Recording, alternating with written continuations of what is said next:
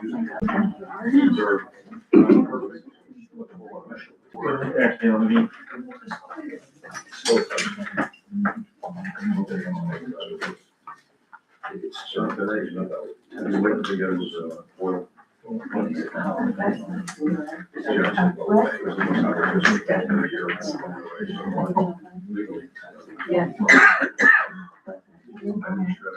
Oh, yeah.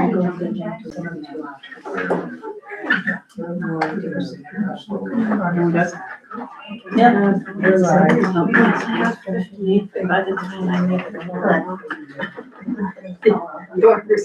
It's been a long day. It's been a long day. Oh, yeah. You can tell. By the time Dawn, last night, 8:15, she's like the chef. I was here one time too. I came back around, I think it was 7:30.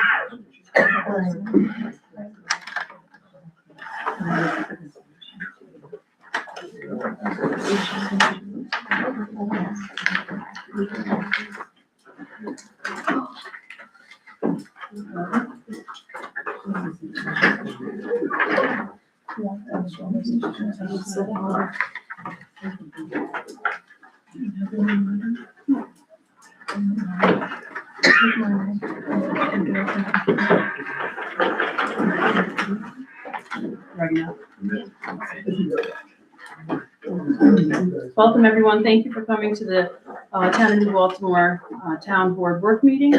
Today is Thursday, May 28th, 2026. Will you please stand for the pledge?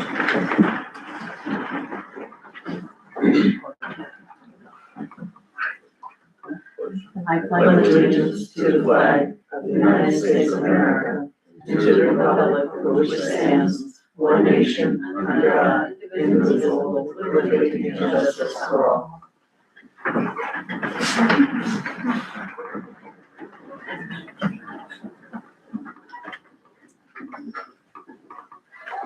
Did everybody get to read the minutes from the March 9th and May 26th meeting?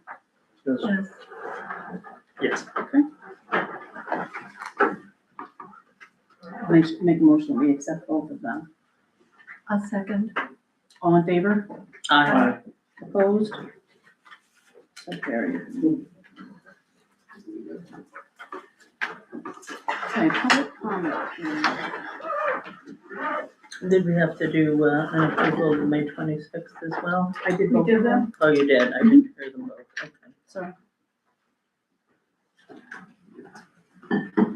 Okay, Georgette Fury. In front.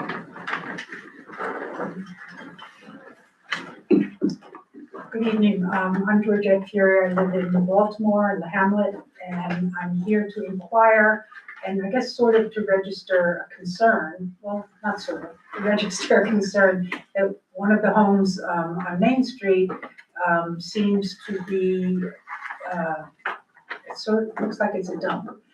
There's a lot of old tires, old appliances, many containers of plastic, and looks like stuff that was taken out of the storage unit. There's a U-Haul truck that comes back and forth. And I just wonder, is there any, are there any rules or any building inspector or someone who can address this? Because it really is an eyesore. And I've seen dead mice there on the road, and I think that it's probably also would affect everyone's property values. So I'm just raising that as a concern. Supervisor, may I comment? Sure. I think, Georgette, we're looking at the same place with all the tires, and there are big earth moving machines there, so it seems like there's some kind of large construction project going on there. I think the large construction project is actually the house next door, Magic. Oh, is it? Is Okay. back to do some pretty serious remediation on their property, and was there a year ago too. So, that's sort of an example of someone who spent, I would say conservatively, $100,000 on their property, and they're kind of sitting across the street from a lot of what looks to be trash. Okay. Yeah. Probably the best idea is to write to the code enforcement officer, I would think, There's a Yeah, complaint the Make form. them Link aware. form right on the website. Yeah, Yeah, I there's sent a a form. complaint form on our website. Yeah, That's that's form I probably the sent. best way to get a follow-up. And I mean, I'd certainly be happy to talk to the people, but I don't really know. Yeah, I couldn't figure out what that all was, because I thought it was all one project with all the earth moving machines and then all of the tires and all the other things. I didn't know if they'd been taken out of the house. I think their stuff is coming in every day. Oh, okay. Meaning it's back of the house and on the side of the house, sometimes in the front yard. Right, well, probably the best bet is to write to the code enforcement officer. There's a complaint I form sent the form. right on the website that you can fill out. Right. And then- Thank you. Thank you, Georgette. Thank you.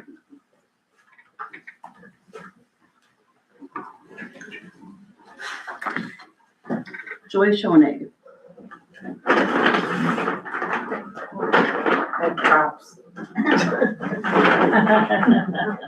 Okay. I'll try to stick to my 3 notes. As you know, I was here in January and wanted to talk about the quincentennial. And our home in the hamlet is erecting our bell. The construction has just started. And we are volunteering our home as a focal point for the quincentennial bell ringing this 4th of July.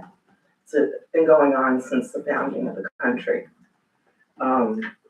Since 1776 at 2 o'clock in the afternoon on the 4th of July, every bell rings across the nation, normally 13 times. This year at 2:50, there is, it will be 2:50 Eastern Standard. Small bells will be ringing 13 times. Synchronized bells will be ringing as many as 250 times, which will take over an hour. So I brought this to the attention of other bells in town. I've published information about it. One of the biggest enthusiasts I've gotten is the new Baltimore Reformed Church, and their bell is in working order. There's very few bells which are in working order in the town. They are very interested in joining me in this endeavor. So what we are trying to do is put together a little like open house. Anybody in the town can come. There'll be hamburgers and hot dogs, and bring a dish, bring a chair. We'll be publicizing this starting this month and going forward. And the church is willing to do dessert. So at 2:50, you can either stay at my house and help ring the bell, or walk down the street and enjoy the big bell at the church. My big thing when I came here in January, by the way, was to find out the official name of my home. My home is a 200-year-old schoolhouse. And I want to give thanks to Janet DeAngelis, Ted Hilscher, Kless and Jean Bush, and the Greene County Historical Society. And they were all able to help me nail down that we are Hamlet Schoolhouse District Number 10. So we're very excited. And this will be going in with our bell into a commemorative garden in our front yard that is currently under construction. Wow, that's great. So,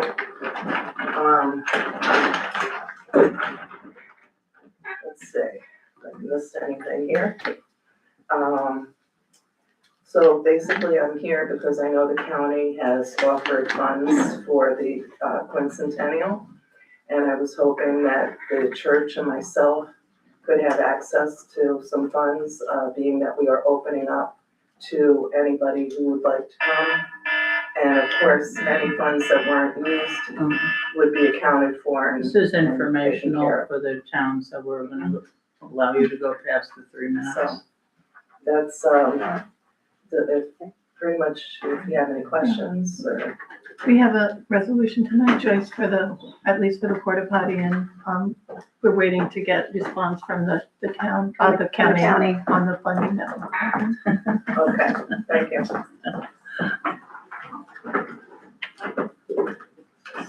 Thank you, Joyce. Thanks.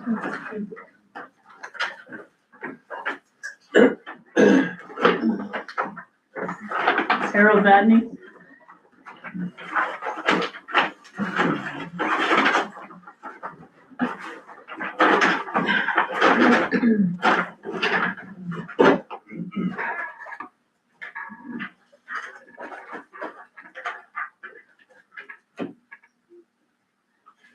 I'd like to refer to Supervisor Tabor's two public confessions of misconduct. The first so-called supervisor's report on April 27th and on May 11th, both public town board meetings. I was surprised to learn in the second public confession that Ms. Tabor was announcing an independent investigation into the management of town files and a supervised search of archived town records. It's important to have on the record that no independent investigation is urgently required into the management of town files or a supervised search of archives. An independent investigation is required, however, to reveal the facts of Ms. Tabor's own plausibly criminal misconduct and violation of privacy laws. Those are the urgent issues and questions to be answered. The public has demanded those answers, but none have been received. In the first confession, Supervisor Tabor admitted to unlawfully entering the clerk's office and removing sensitive employee records. Tabor actually says, and I quote, "I did take the active files from the office. I took them from an unlocked cabinet, but the clerk's office itself was locked." In the second confession, Ms. Tabor admits she misused a key to enter the clerk's office, a key left for the deputy clerk, not for Ms. Tabor. In the first confession, Ms. Tabor admits removing records, but in the second confession, she states that she needed the record of one employee to clear up healthcare benefits. Why did she remove multiple records when she was working on one employee's healthcare benefits? Again, I quote Supervisor Tabor, "The town clerk was out of town. Her key had been left for one of the other deputy clerks. I used the key and I went into her office and took the records. I did take the key and I took the files from the town clerk's office, as everyone already knows." Those statements say it all. But Ms. Tabor, you stated, and I quote, "I had an employment issue," and indeed you do. That needed to be resolved ASAP. The person was not getting their employment benefits. One person, how many other employee records were needed to correct one employee's health care benefits? The matter should have been properly brought before the town board or discussed in executive session, not resolved by the supervisor's misconduct. The story keeps changing for the worse. The more details, the deeper the hole. That's why a special counsel or independent investigation is needed, not for records management or for archived records, but for records mismanagement by the town supervisor and her criminal misconduct by an elected officer.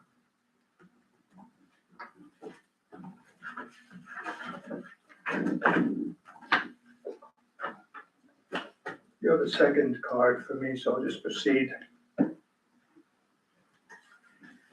I don't think that our town board is capable of reading its own resolutions. The reason why I say this is on March 9th, 2026, Resolution 56 of 2026, authorizing the town supervisor to issue a check in the amount of $150,000, $150,150 from the town's general fund to Bellamy Construction, a so-called payment 3 for replacement of lines in Water District 2. That was tabled by Supervisor Tabor by her own determination, but not by a motion adopted by the town board to table it for the next meeting. At the March 2023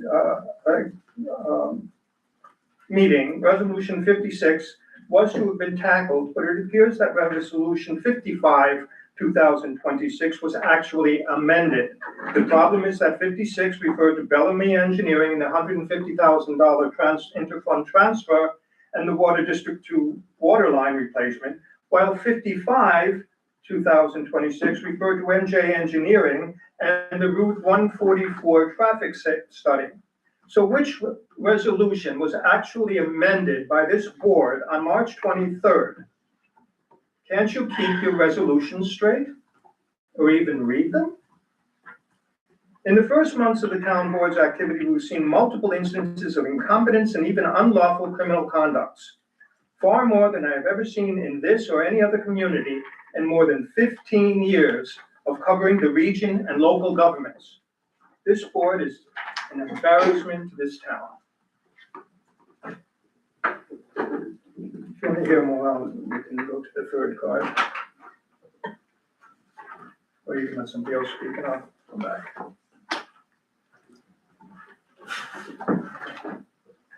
Anne Marie Vadney?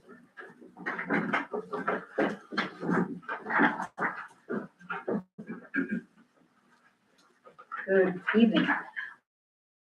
I've had some phone calls from people in the community regarding time clock usage in the town hall and garage. They're asking me questions I can't answer. They have indicated they're questioning that, telling me that they were turned off and no longer are in use, and they're questioning why. So I told them I would bring this to the attention of the board, and hopefully, some answers will be provided so the community knows what's going on.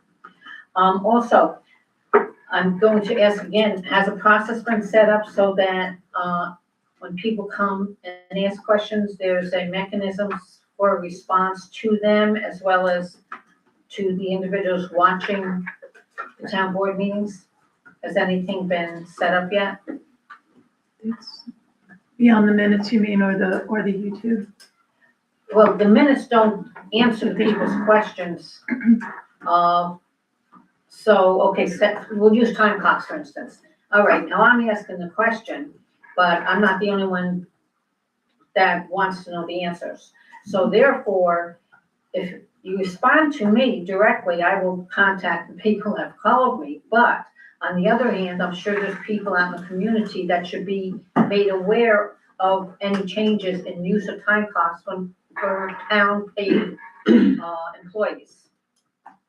So that's what I'm referencing, a process. I brought it up a couple other times, remember? Right. So has any, Well, there's nothing that I'm aware of that has been like that before, other than like newsletters is one way. And well, I'm asking this you want board, us to yes, post like because something this like is a an question and ongoing answer issue. form on the website or something like that. yeah, or And have a part of this town board meeting and say, these are issues that were brought up, let us respond, so that many people are watching our meetings now, your meetings, I say are. So I think that it's important that they see their answers are given, whether they like them or not, whether they're what they want to hear, they still should be afforded the opportunity to get answers. yeah, that's it. Okay. I think setting aside a time in the meeting is a good suggestion, and we can Okay. work on that. Thanks, Henry.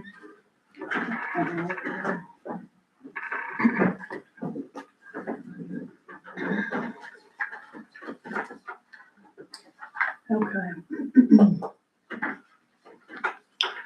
The property tax computer was hacked in the town hall. It started on May 8th, and staff was made aware of it on May 12th. Immediate contact was made with ITS by our deputy town clerk, and the town clerk went directly to the financial institution to make sure that no funds were being exchanged and no funds were transferred. ITS came to the town hall. They're our IT company. They picked up the computer.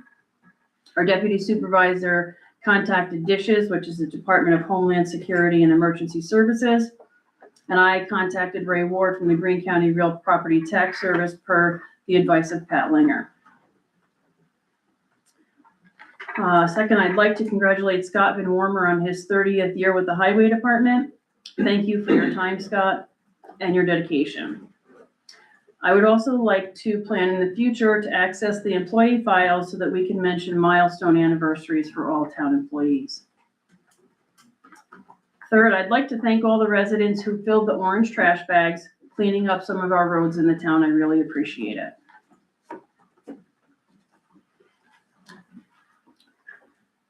Due to the hack for the computer, we are going to develop a formal town cybersecurity preparedness and response plan. That'll be done with ITS and our New York State Comptroller's Office. Do you want to read that resolution? Okay. So we have a resolution.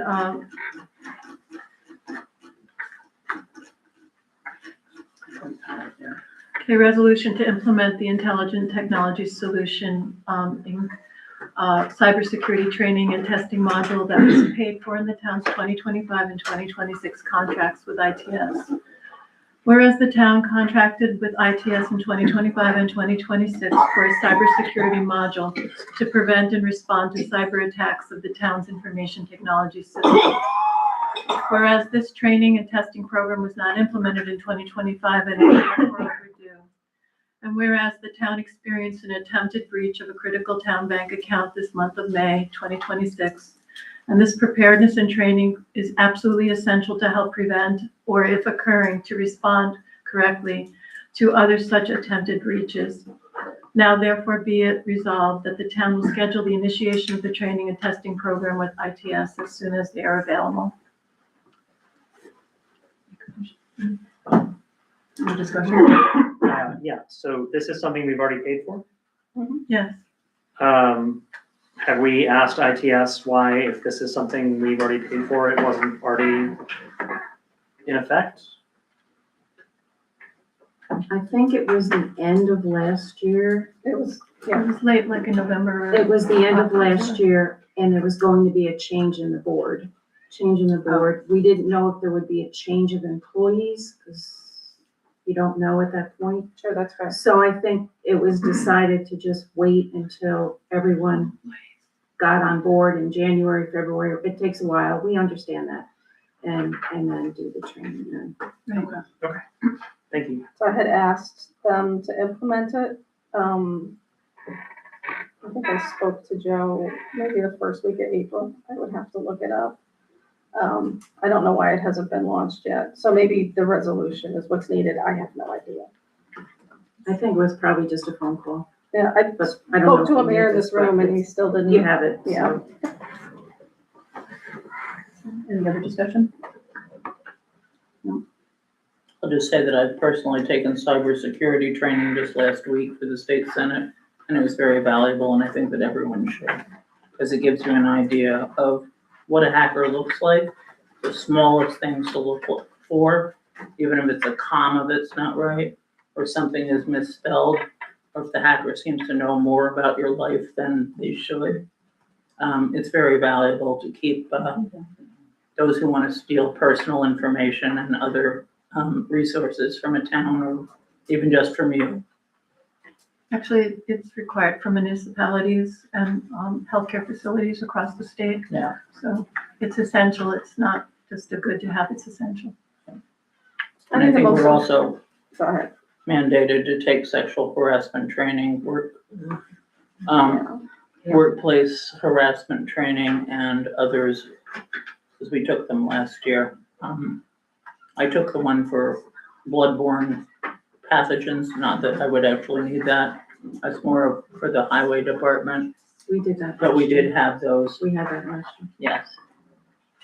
But I think that those are required by the state controller annually for each town as well. I think the most important thing for people to be aware of concerning this cybersecurity incident is that everybody did what they needed to do. Like,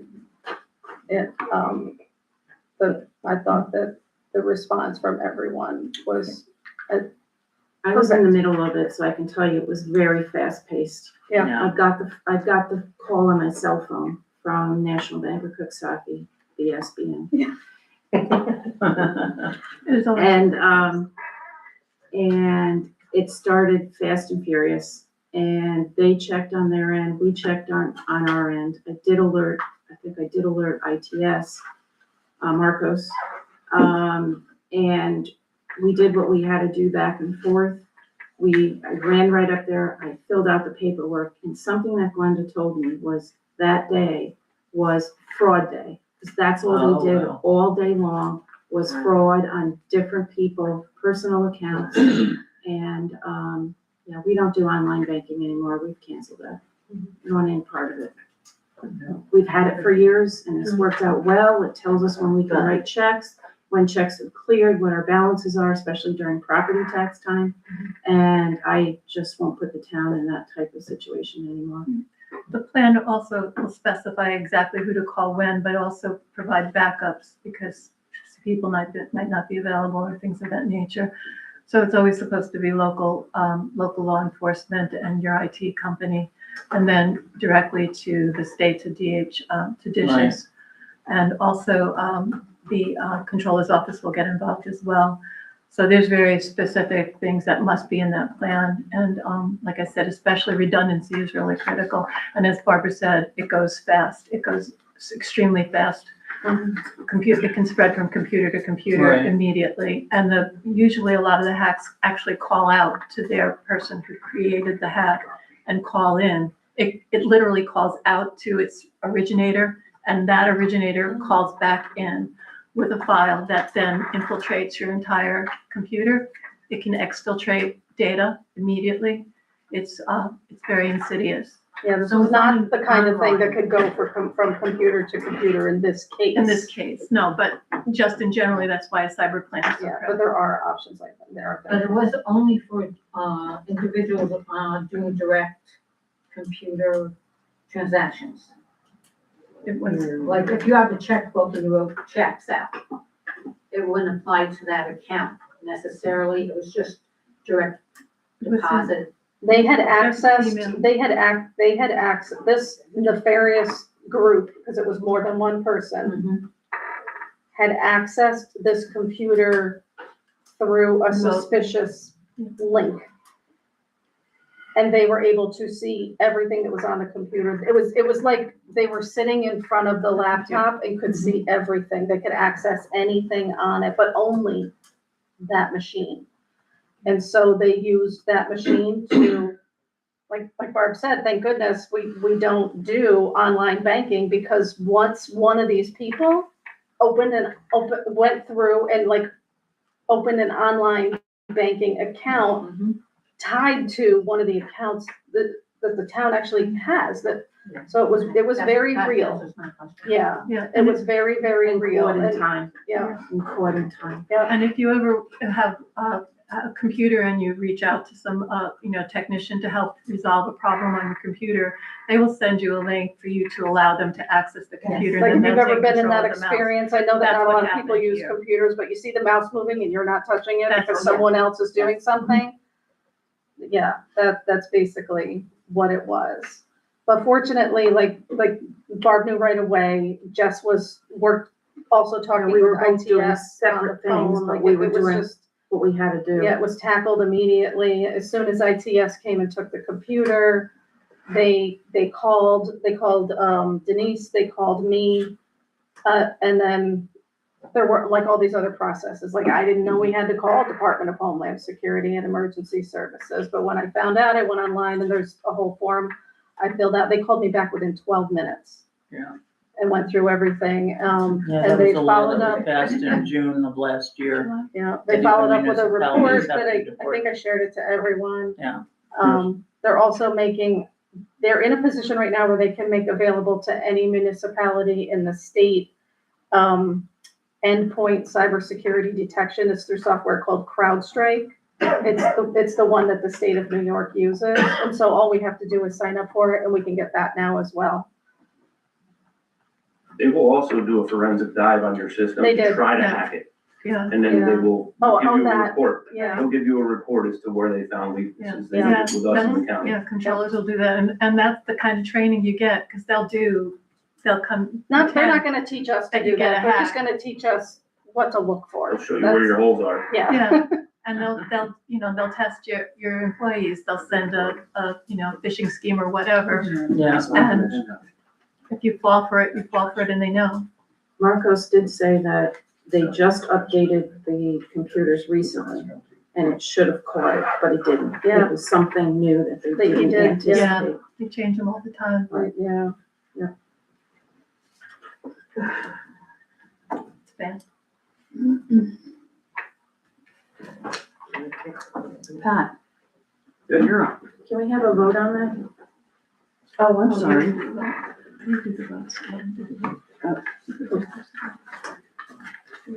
Yes. Oh, all right. Is there any more discussion? No. Okay, so I would like to,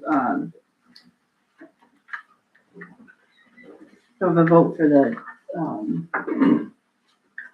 training, yep, from ITS. Security cyber training. Call the motion.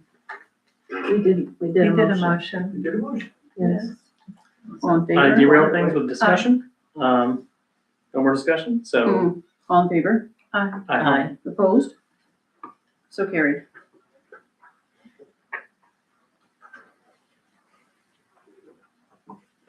Okay, now Pat. Thank you. And I'll say you're welcome ahead of time because I could have gone on for pages on this month's report. It's just been so busy. It's insane. I had to pick a spot to stop.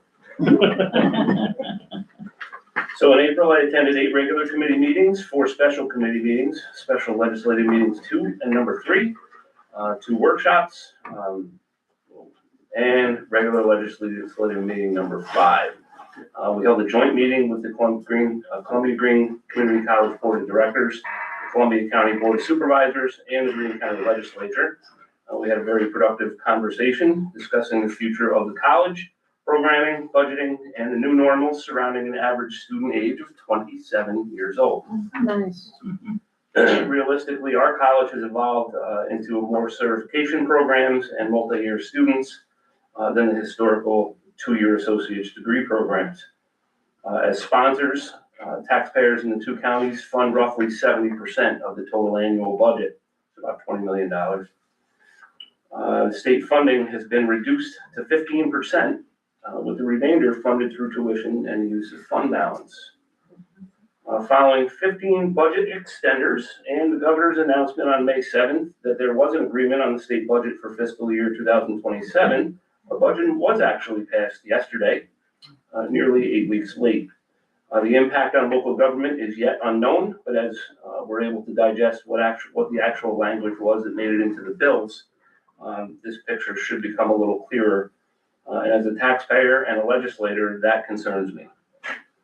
As you're aware, counties, towns, villages, and cities all contribute to the New York State retirement system, and reported changes to the Tier 6 system have the potential to devastate local budgets with increased costs. The devil will be in the details. And unfortunately, the budget was passed with attached messages of necessity negating the ability to see what's there prior to the passage. This is a $268 billion budget that costs $14 billion more than last year. Freeze.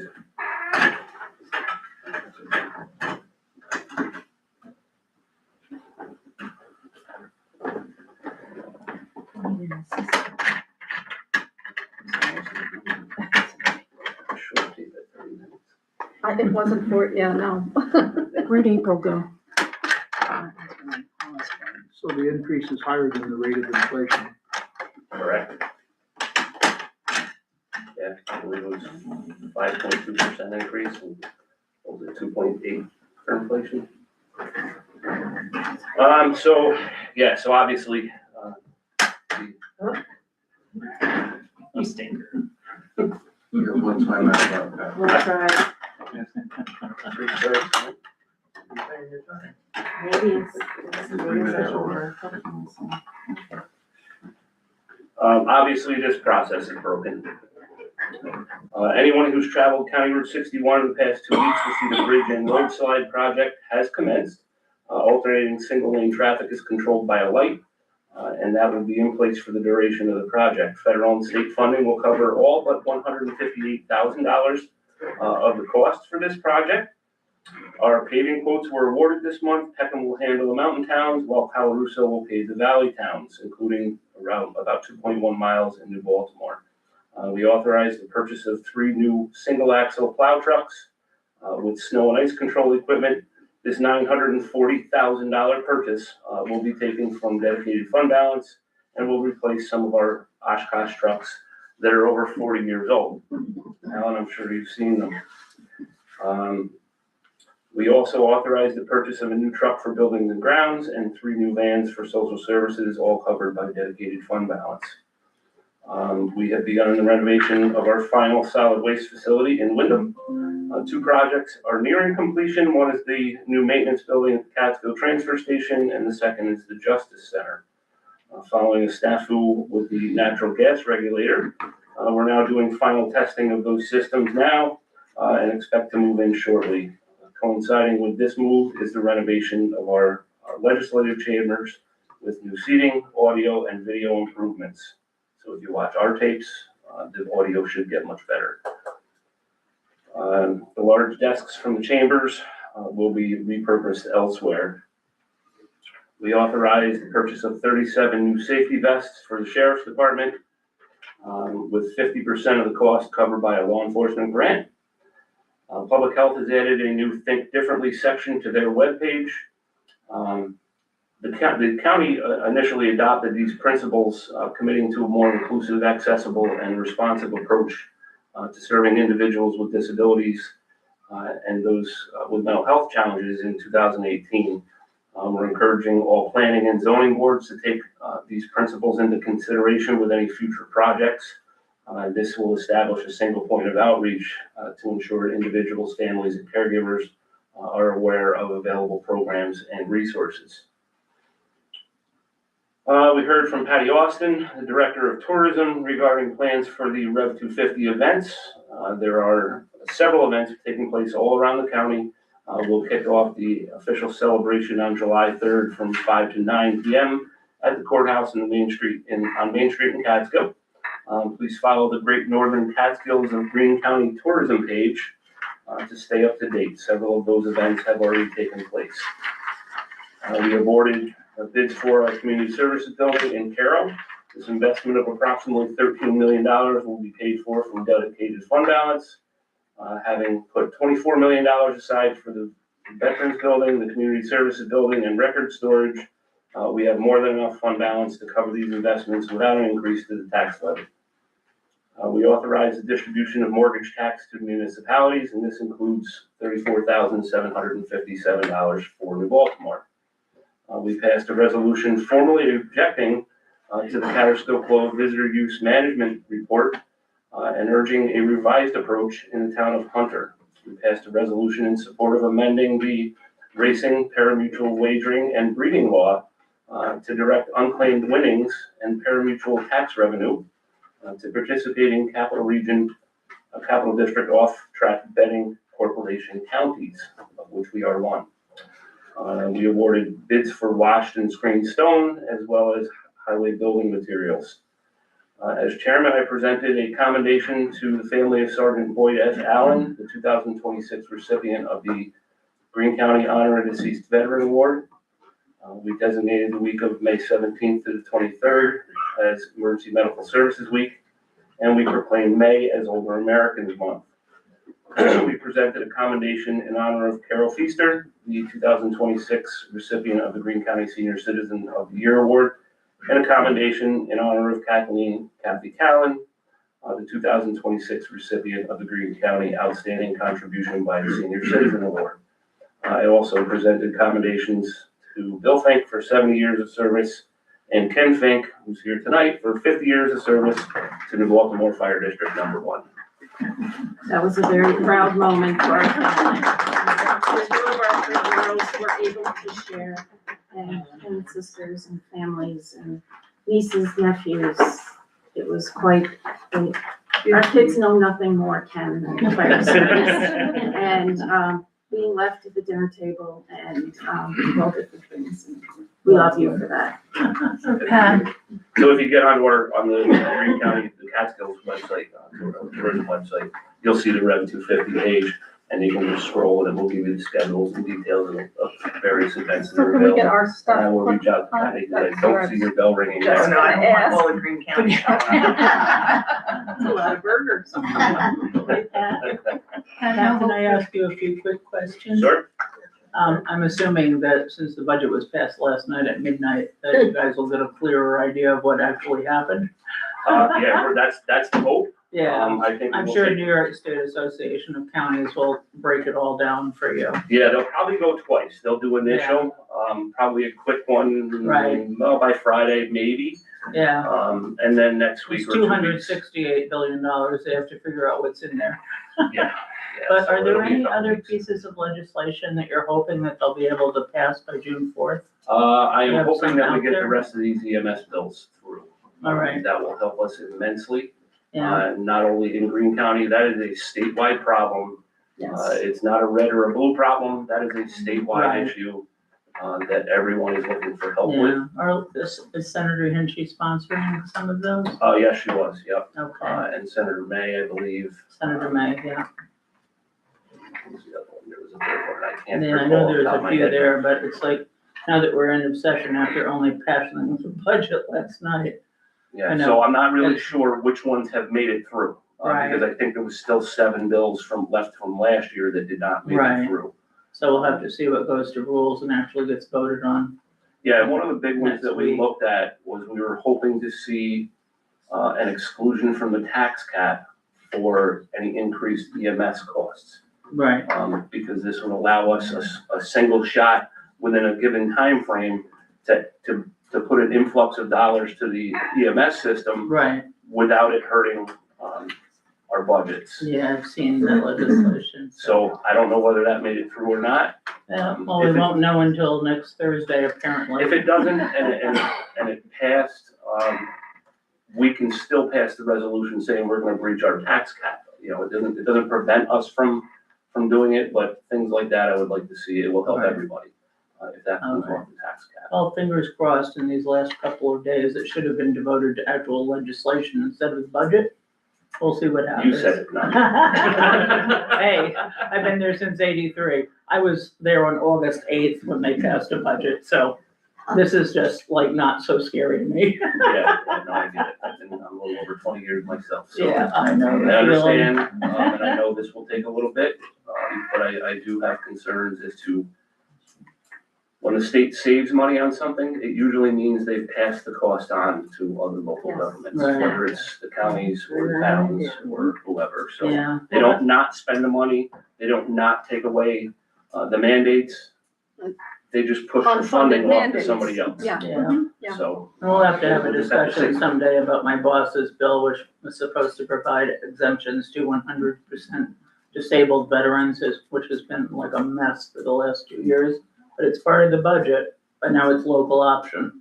It's a local option, and Yeah. it has a very strict, Yes, set of parameters that you have to fit in. right. Like, And I they think, fixed some of that language in the budget? yeah, I think in all of Greene County, when that went through last year, there was not a single person that was even eligible for it. Right, That's right, how tight the language was. yeah. So, you know, Well, that's why I we'll say see the what- devil's in the details. They can say they passed bills to help with this, that, and the other thing, but until you read the bill and find out what's there, Yeah, well, I will say that the governor is You don't the know. one that kind of, made this legislation not as amenable as it should have been. But we'll see what can't happens. help either one. I know you've been working for a long time to try to change the sales tax situation. Have any update on that at all for us? There's just a lot of pushback. Now, number one, there's a lot of pushback in a shared, agreement, but the other part of this is, you know, the county took over the cost of, the college chargebacks. The county, you know, when we got our ARPA funding, the county put out $1.9 billion of our ARPA funding and we gave it to the towns. If we wind up with a countywide EMS system, like we just took over the costs of Green EMS, this year for all towns. So while different people will consider that in different ways, we're getting that money from sales tax. We're able to do it because of our sales tax. All of these improvements that we've done to our solid waste facilities have all been cash, and that's because we had the income from sales tax. All of these improvements, the building in, for mental health that we're about to build, 100% paid for, sales tax. That's a building that will house the mental health facilities for everybody in the county. So, yeah, sharing is in a check that's going to the towns.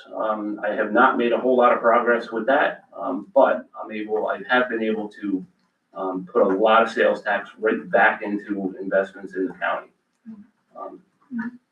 And just really quick, I know that, I've seen it on the Green County website, that is the short-term rental, registration system available now? I don't think it's ready yet, and I don't think it's Okay. gonna be ready until July, but Okay, I don't quite know yet. And then I did attend, as well as Deb, the meeting in Queens the other night.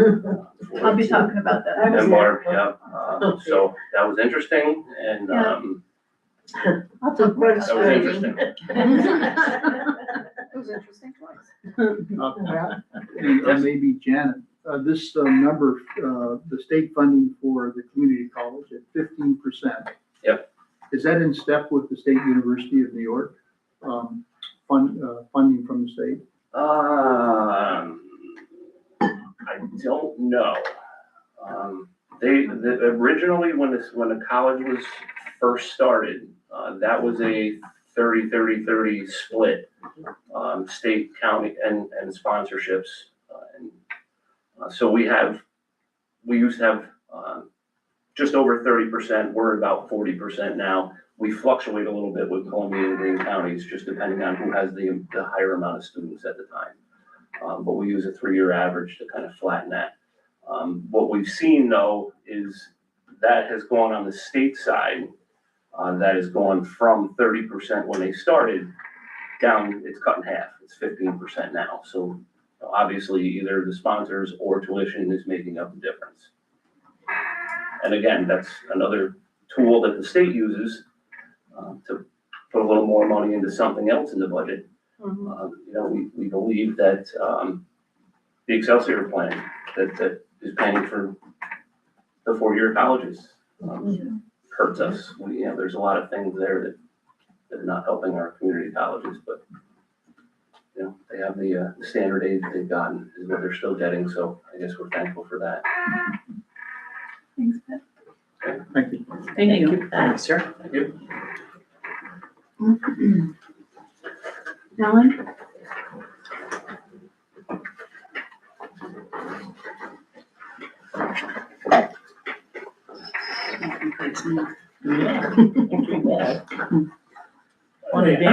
Highway report, April 27th to May 28th, 2026.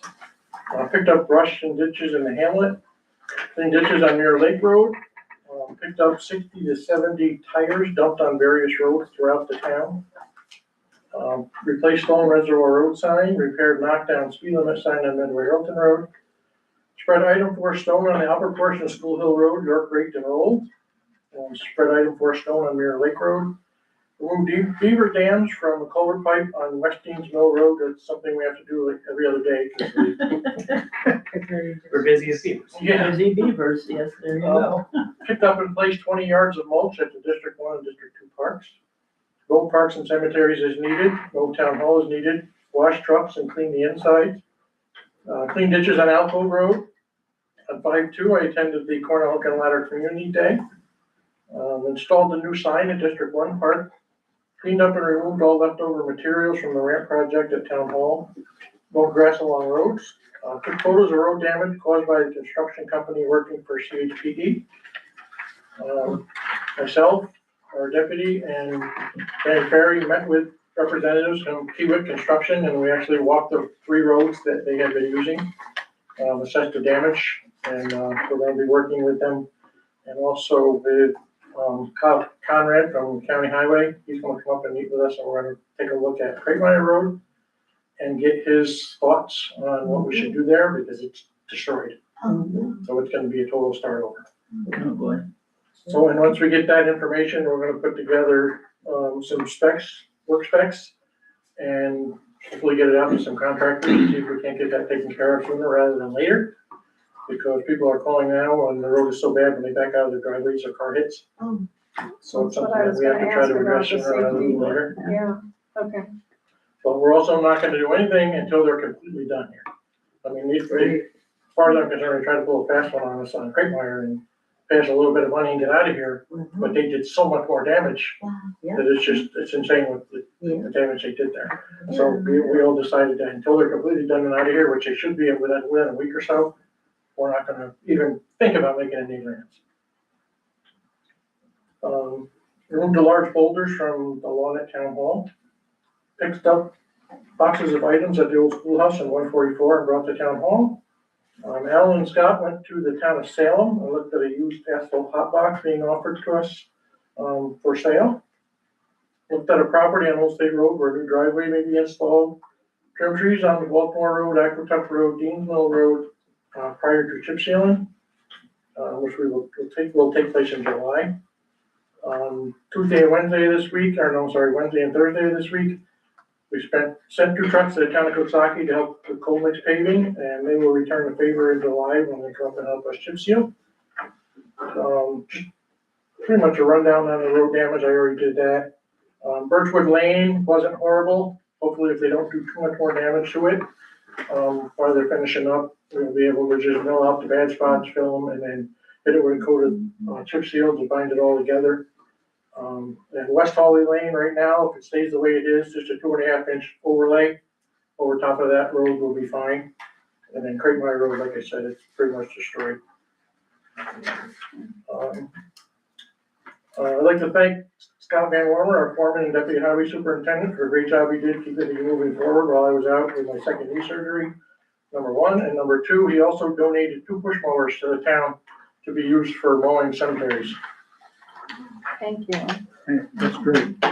Thank you. I have kudos for you from a town resident who's very happy about the new sign at Weish Park. Number 1, it looks great. Number 2, they're happy to not have to tell people where the park is because now they can see the sign again. The other thing is, if the beaver activity continues, I mean, do you want to contact DEC? Because that's. Yeah, I have a guy that can trap them. Okay, He's been trapped for us before. okay. Yeah, we're definitely gonna do that if it keeps up, because it's, like I said, it's a never real day. They're not We have to go over there gonna, and yeah, they don't get pull stuff out discouraged. like a real day. Okay. All right. If we get employees that work like beavers, we would. Good luck. I wanna do the code.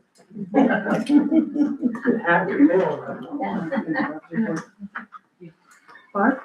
1 CO search compliance commercial 200, 2 CO search compliance residential 250, 10 building permits $2,797.06, 1 septic system replacement $40, 1 easy pass tag $25, 8 fishing licenses $19.75, 25 dog licenses $174, 1 late dog fee $5, 2 marriage licenses $35, 4 beer permits $80.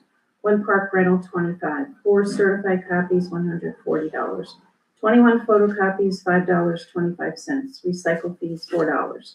Total state, county, and local revenue, $4,152, $35 to the New York State Department of Ag and Markets for the spay neuter program, $45 to the New York State Department of Health for marriages, $272.25 to the New York State Department of Environmental Conservation for hunting, fishing licenses. Total to supervisor, $3,800.06. The town clerk's office collected $3,177,454.89 in taxes, $5,292.72 in penalties, $6 in notice fees, representing 82% collected. Remaining uncollected is $699,498.71. The last day to collect property tax will be July 31st, 2026. For water districts 2 and 3, we are currently collecting 14% for third quarter 2025, 8% for fourth quarter 2025. First quarter 2026 bills are collecting at 2% penalty. Second quarter water bills will be sent out the middle of July. Sewer 1 is collecting at 8% penalty for the first half until July 15th. Second half sewer bills will go out in July. I do have a couple of more things.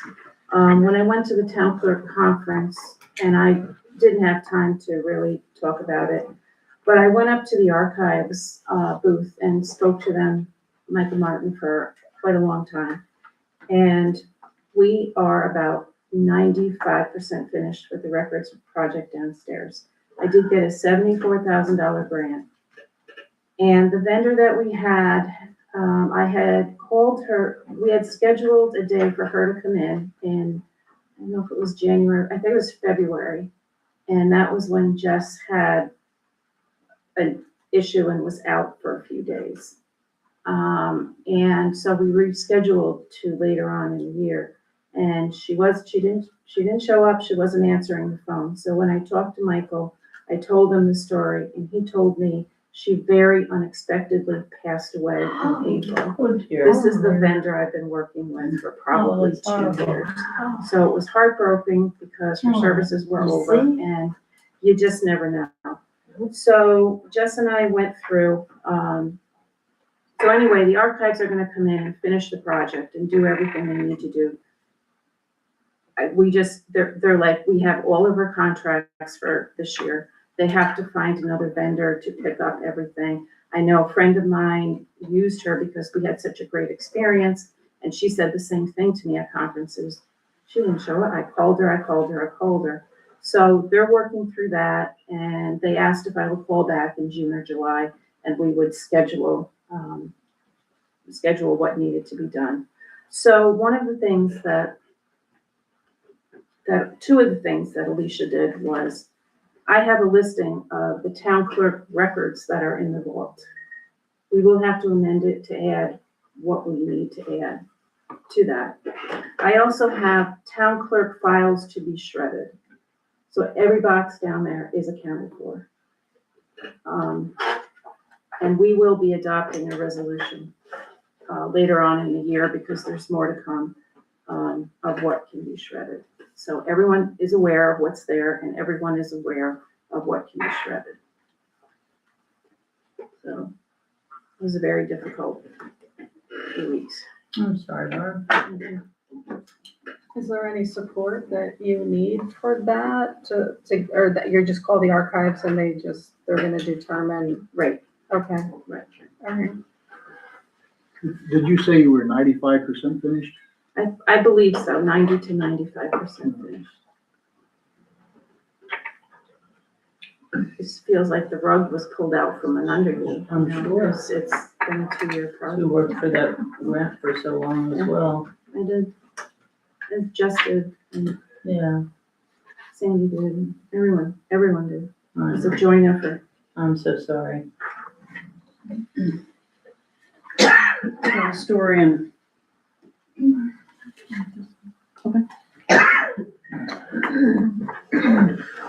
This is a resolution to approve, sorry, let me go back here. Resolution 86, 2026, resolution to approve town rental of a portable toilet to support the bell ringing and open barbecue event planned to celebrate the semi-quincentennial anniversary of our nation on July 4th, 2026.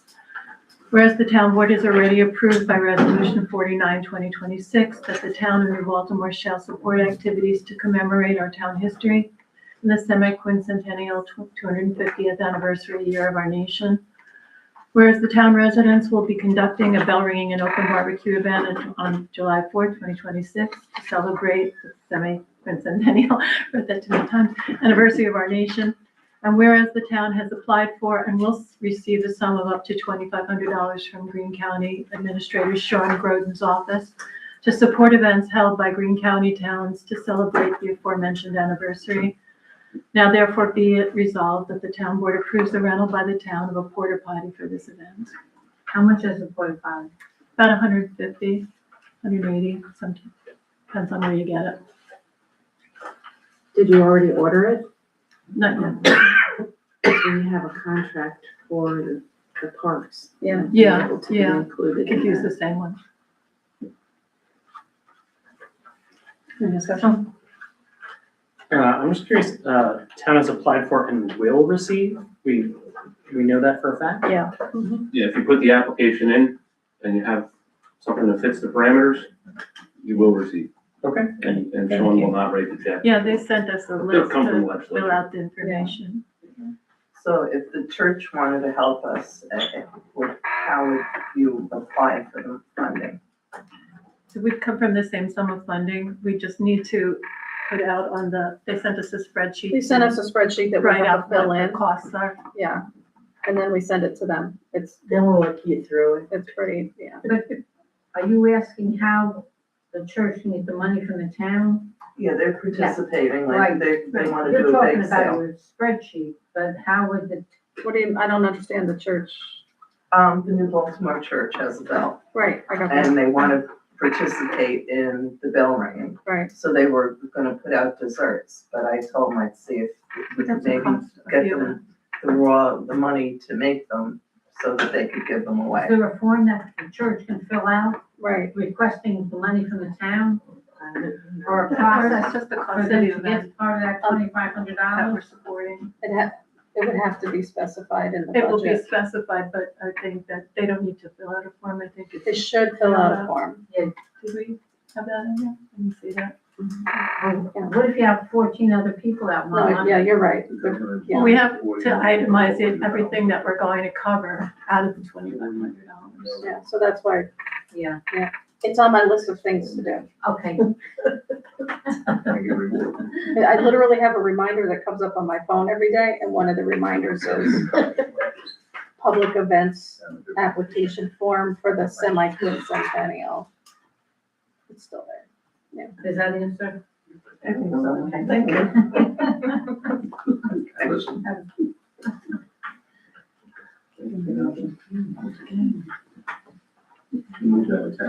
Second. Is there a What motion? are we doing? Excuse me, is that a monetary support from county government for church activity?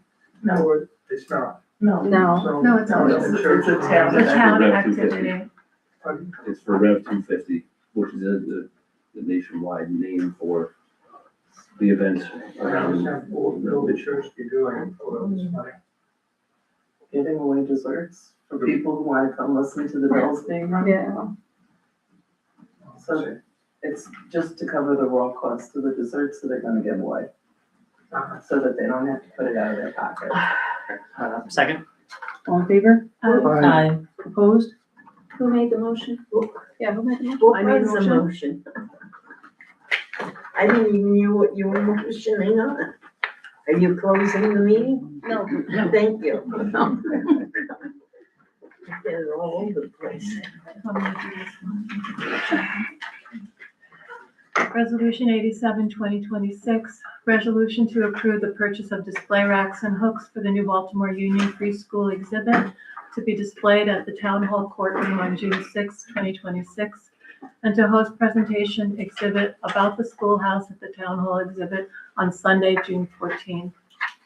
Whereas the Town Board has already approved by Resolution 49, 2026, that the town of New Baltimore shall support activities to commemorate our town history and the semi-quincentennial 250th anniversary year of our nation.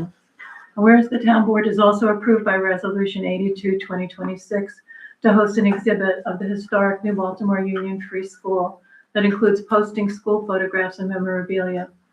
And whereas Francine Dagny, schoolhouse owner and author of It's Elementary Lessons from the New Baltimore Schoolhouse, is available to do a presentation of the schoolhouse at the exhibit at Town Hall on Sunday, June 14th, 2026 at 2 p.m. Now therefore be it resolved that the town board approves the purchase of metal display racks and hooks for exhibit at a cost of $686.98 and approves hosting the schoolhouse presentation on Sunday, June 14th, 2026 at 2 p.m. I make a motion. I'll second. All in favor? Is this also coming out of the 2,500? No, this comes from the cultural programs. Cultural program. Because we'll Account. continue to use this equipment for Over other and over things again, I hope. related to cultural programs in the town. Is that what was delivered today? Yes, that's what was delivered today. They were heavy. Yeah, I bet they were. Whew.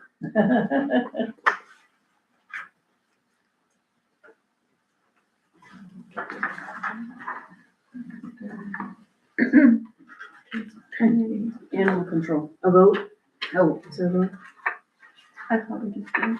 Yeah, I think we just Okay. passed it. All right, are we up to committee reports? Yes, ma'am. That would be animal control. It's you. Yeah, well, I'm disappointed to say that I got in touch with our mobile spay and neuter van that we've had for the last 2 years. And they're having some personnel issues and they can't promise that we'll be fully up to staff by October, which is when we usually do this. But in the meantime, it's great to think that we've had 80 cats.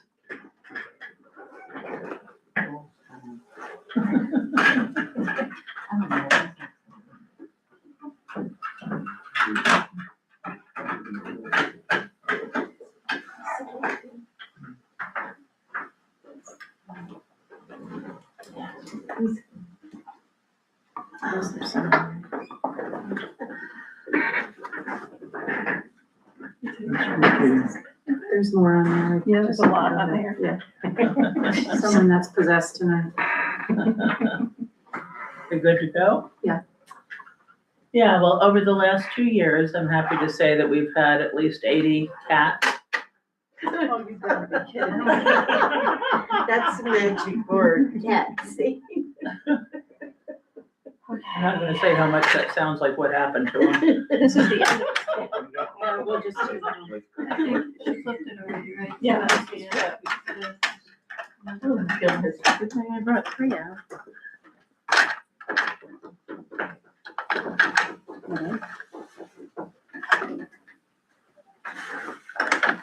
So I take from the top? I'll get it. Okay. Easy, Michelle. You okay, Janet? Surely she's gonna Do you want some water? Do you want some water? You know, I remember when Barbara Costanza, and when Eddie Costanza took shorthand.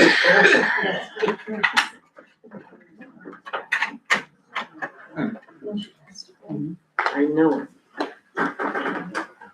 Hey, maybe too. Are you still going? All right, anyway. No, I'm okay.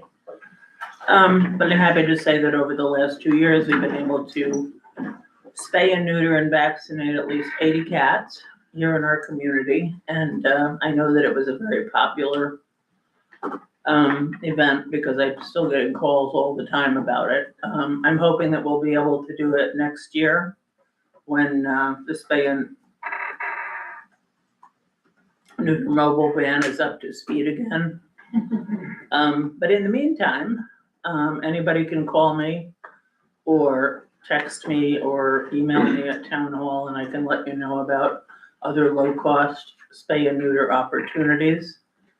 For example, Animal Kind in Hudson has just expanded its facility and its veterinary staff, and most of their costs there are about the same as a spay and neuter van, usually around $95 for a spay or neuter with a rabies shot.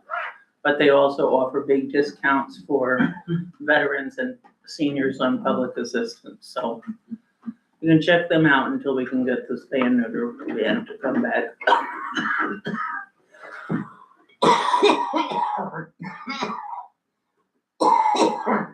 Sorry for the side joke.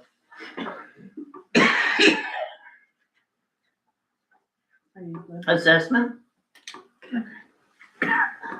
We actually had to use a vet at Kingston this year for those rabies clinics, because New Baltimore just doesn't have the people to do it. Right, I remember. They've done it for when that years. happened. Doesn't Tractor Supply do that every Saturday morning? Not Tractor every- Supply offers it, yes. They do have clinics. Yeah. 5:30. And I know that they've started doing the county has started doing rabies vaccinations for free again, for cats, Yeah, dogs, June. and ferrets, St. June was the first one. right?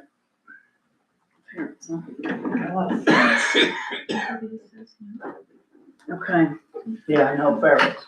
Never think about that, but it is mandated under state law that they be vaccinated. Okay, Resolution 88, 2026, resolution to authorize the town supervisor to contract with attorney Dan Vincelette of the Vincelette Law Firm and to appoint the attorney for the town, Michelle Storm, to handle property assessment grievances that will be denied or are denied by the Town Board of Assessment Review, the BAR,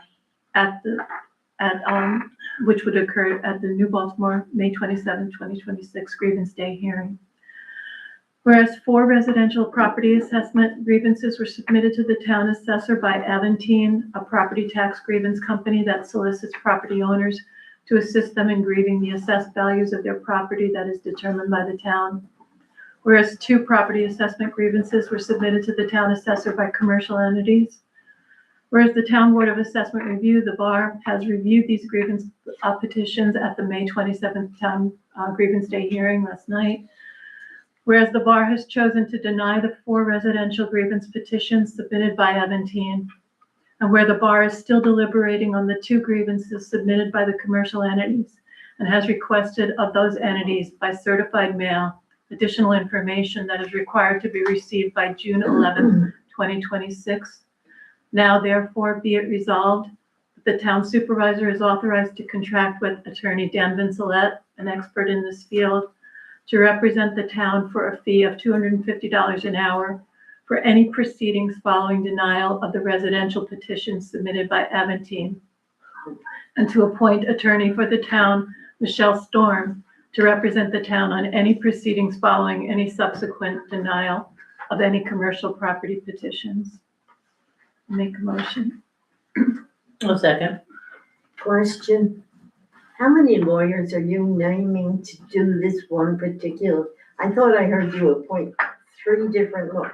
Dan Vincelette is going to be the one who handles the residential ones that were done by Aventine. And our own attorney, Michelle Storm, is going to handle the 2 commercial ones if they get to be a. And how long has it been that you get an attorney to assist the planning, the bar? This is done this year because Thank this you. Aventine company has really grown and has in some towns gone after as many as 50 tax assessments.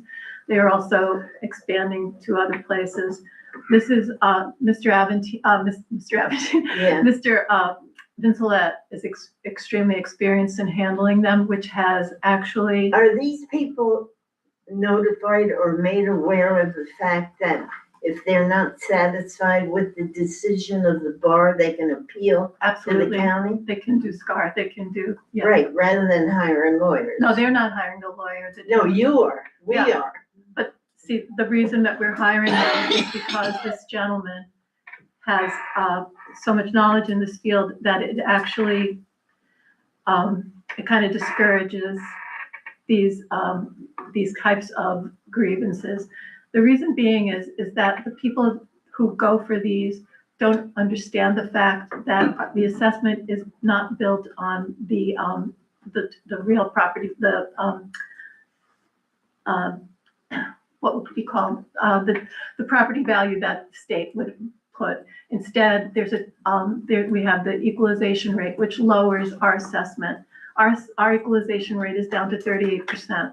So what we I assess understand. is much less than what the, property value might be assessed by the state. Mhm. Okay, so people, and this Aventine, if they win, Are they, they from- take 75% are of they what from is. Green County? This, They're in Green County, they're in several towns, Is based out of Long Island, but they're Thank and you. they've worked their way up All the the way. state through Uh-huh. different towns and yes, cities. they're and going into Albany municipalities. next. And several towns have had like 50 different Aventine grievances.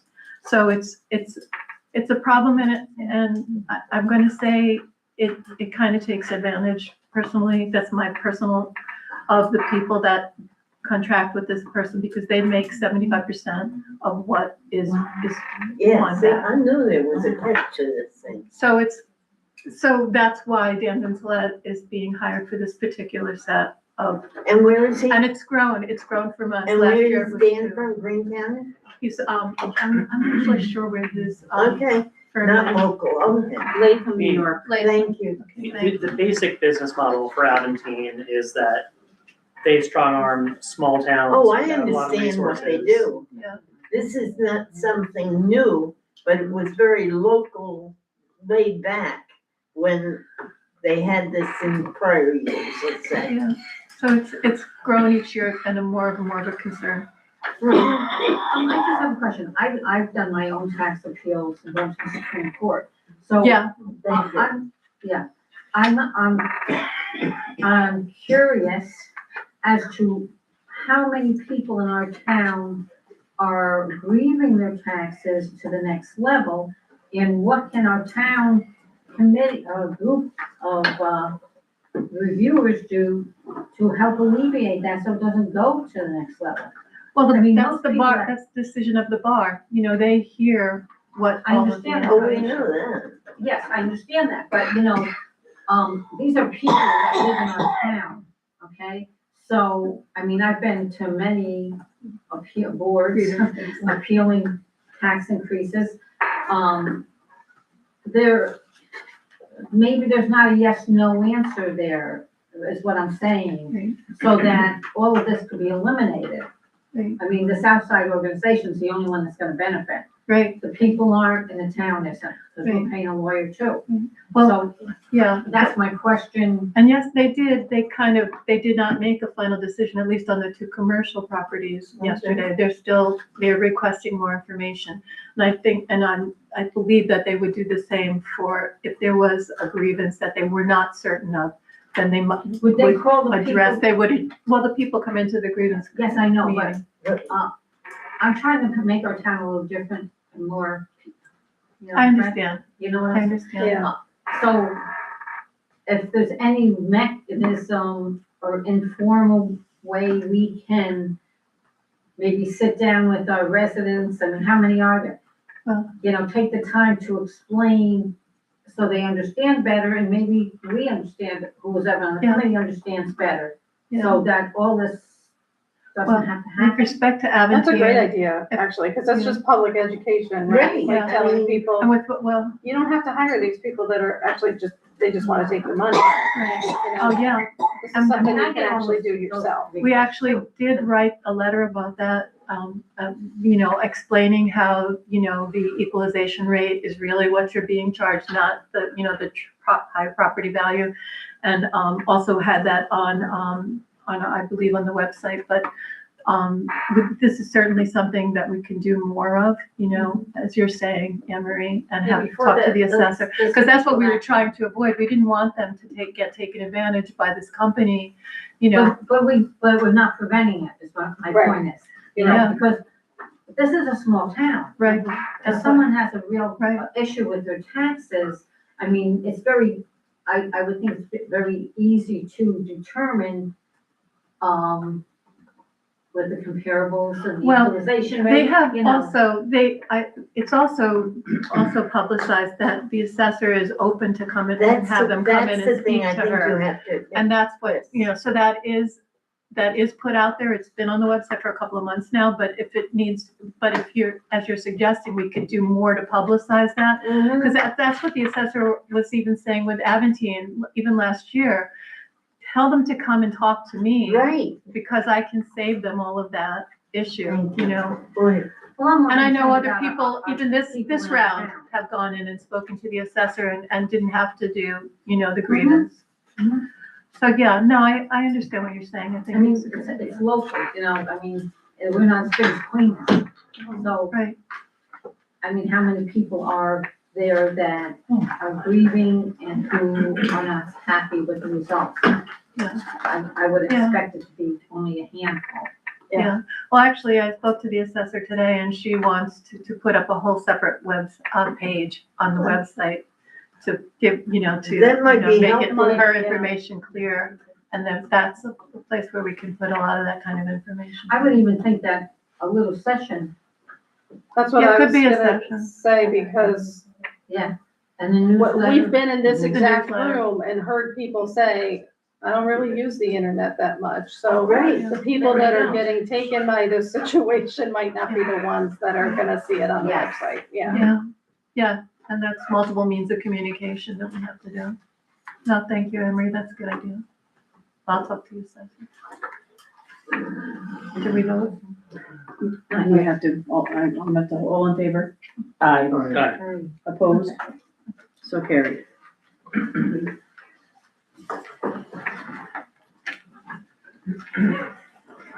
Okay, audit and budget. Nothing. Buildings, grounds, and recycling.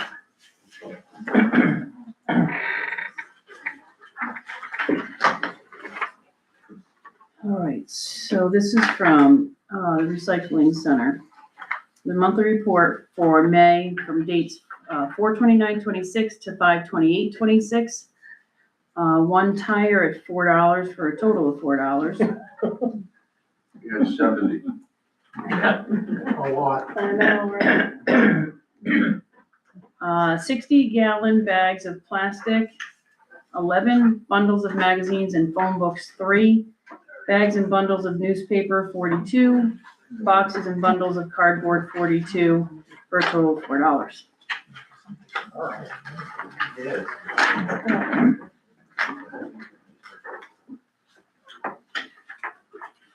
Okay.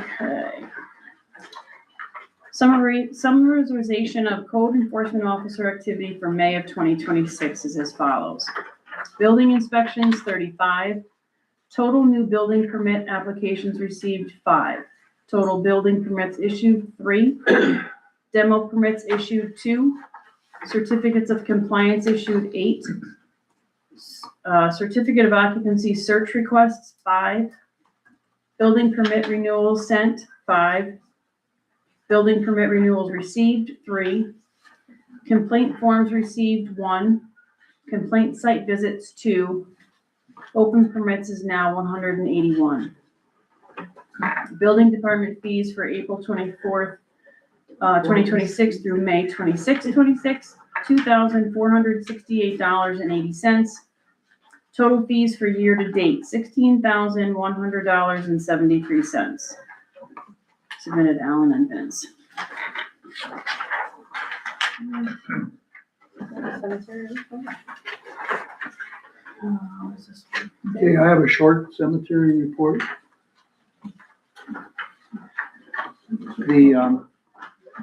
Since the Medway Congregational Christian Cemetery plot map is not available, the town is reconstructing the cemetery lot numbering and deed ownerships. The lot corners are clearly marked by cast metal pins. Although the pins were buried under turf, most of them have been detected and exposed. Walter Way and James Mead should be commended for volunteering the use of their metal detectors. In order to ask the owners of lots where no burials have occurred to identify themselves, Deborah Sotolano, I believe, published a notice on the town website. Janet Cash posted on the town's Facebook site, and I spoke to the Medway Church congregation. Thanks to Pastor Patrick Patterson and Board Chairman Daniel Ferrer for allowing me to speak during the church service. I hope that these announcements will be repeated in the next town newsletter. In addition, I've been calling families of the deceased whose lots have headstones and talking to my neighbors, trying to get deed information. Yesterday, the town received an interment request from the Cunningham Funeral Home in Greenville. This is the second interment since the Medway Congregational Christian Church turned administration over to the town of New Baltimore.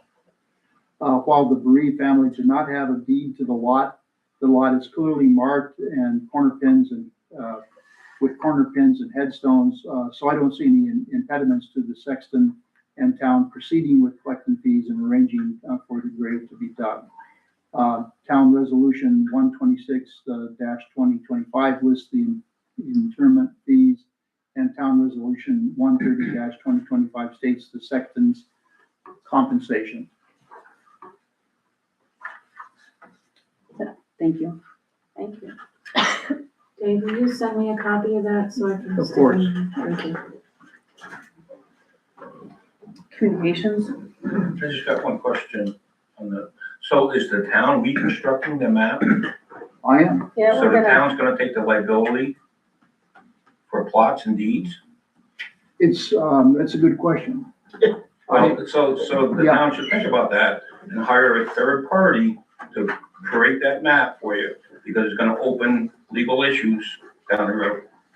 I think, correct me if I'm wrong, but I think I can get the information. You can get the information, you might be correct, however, having a third party will release the liability of the town itself. That's a good suggestion, actually, thank you, but am collecting just the information right now.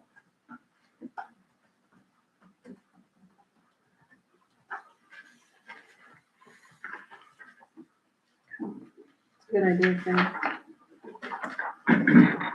I could always, I guess, turn back to Featherstone House. We need to do that, right? Right. They're the experts in cemetery management. Okay, courts. Code enforcement, was there anybody? I can write that one. I already did that one, yes, I did. For communications, not a whole lot tonight. I did an informal kind of poll on Facebook to see if people would like to start receiving, news from the town via email at their request. Not gonna spam anybody. And newsletters, you know, activities, minutes, agendas, all of that. And, just from the small sample, it seems that there's a lot of enthusiasm for it. Although some people say that they really want to have their newsletter in hand, which I understand, but I think we would probably be able to do both. So that's about it. So we still have to work out, what sort of platform with the technology committee that we may be able to use to do that. I don't see a court report, Laura. I don't have one. Okay, no court report tonight. She was on vacation. Fire and EMS, I have a report from Medway Grapeville. For the month of April, they had 1 fire, 1 EMS, and 1 mutual aid call. From January to April, they've had a total of 32 calls.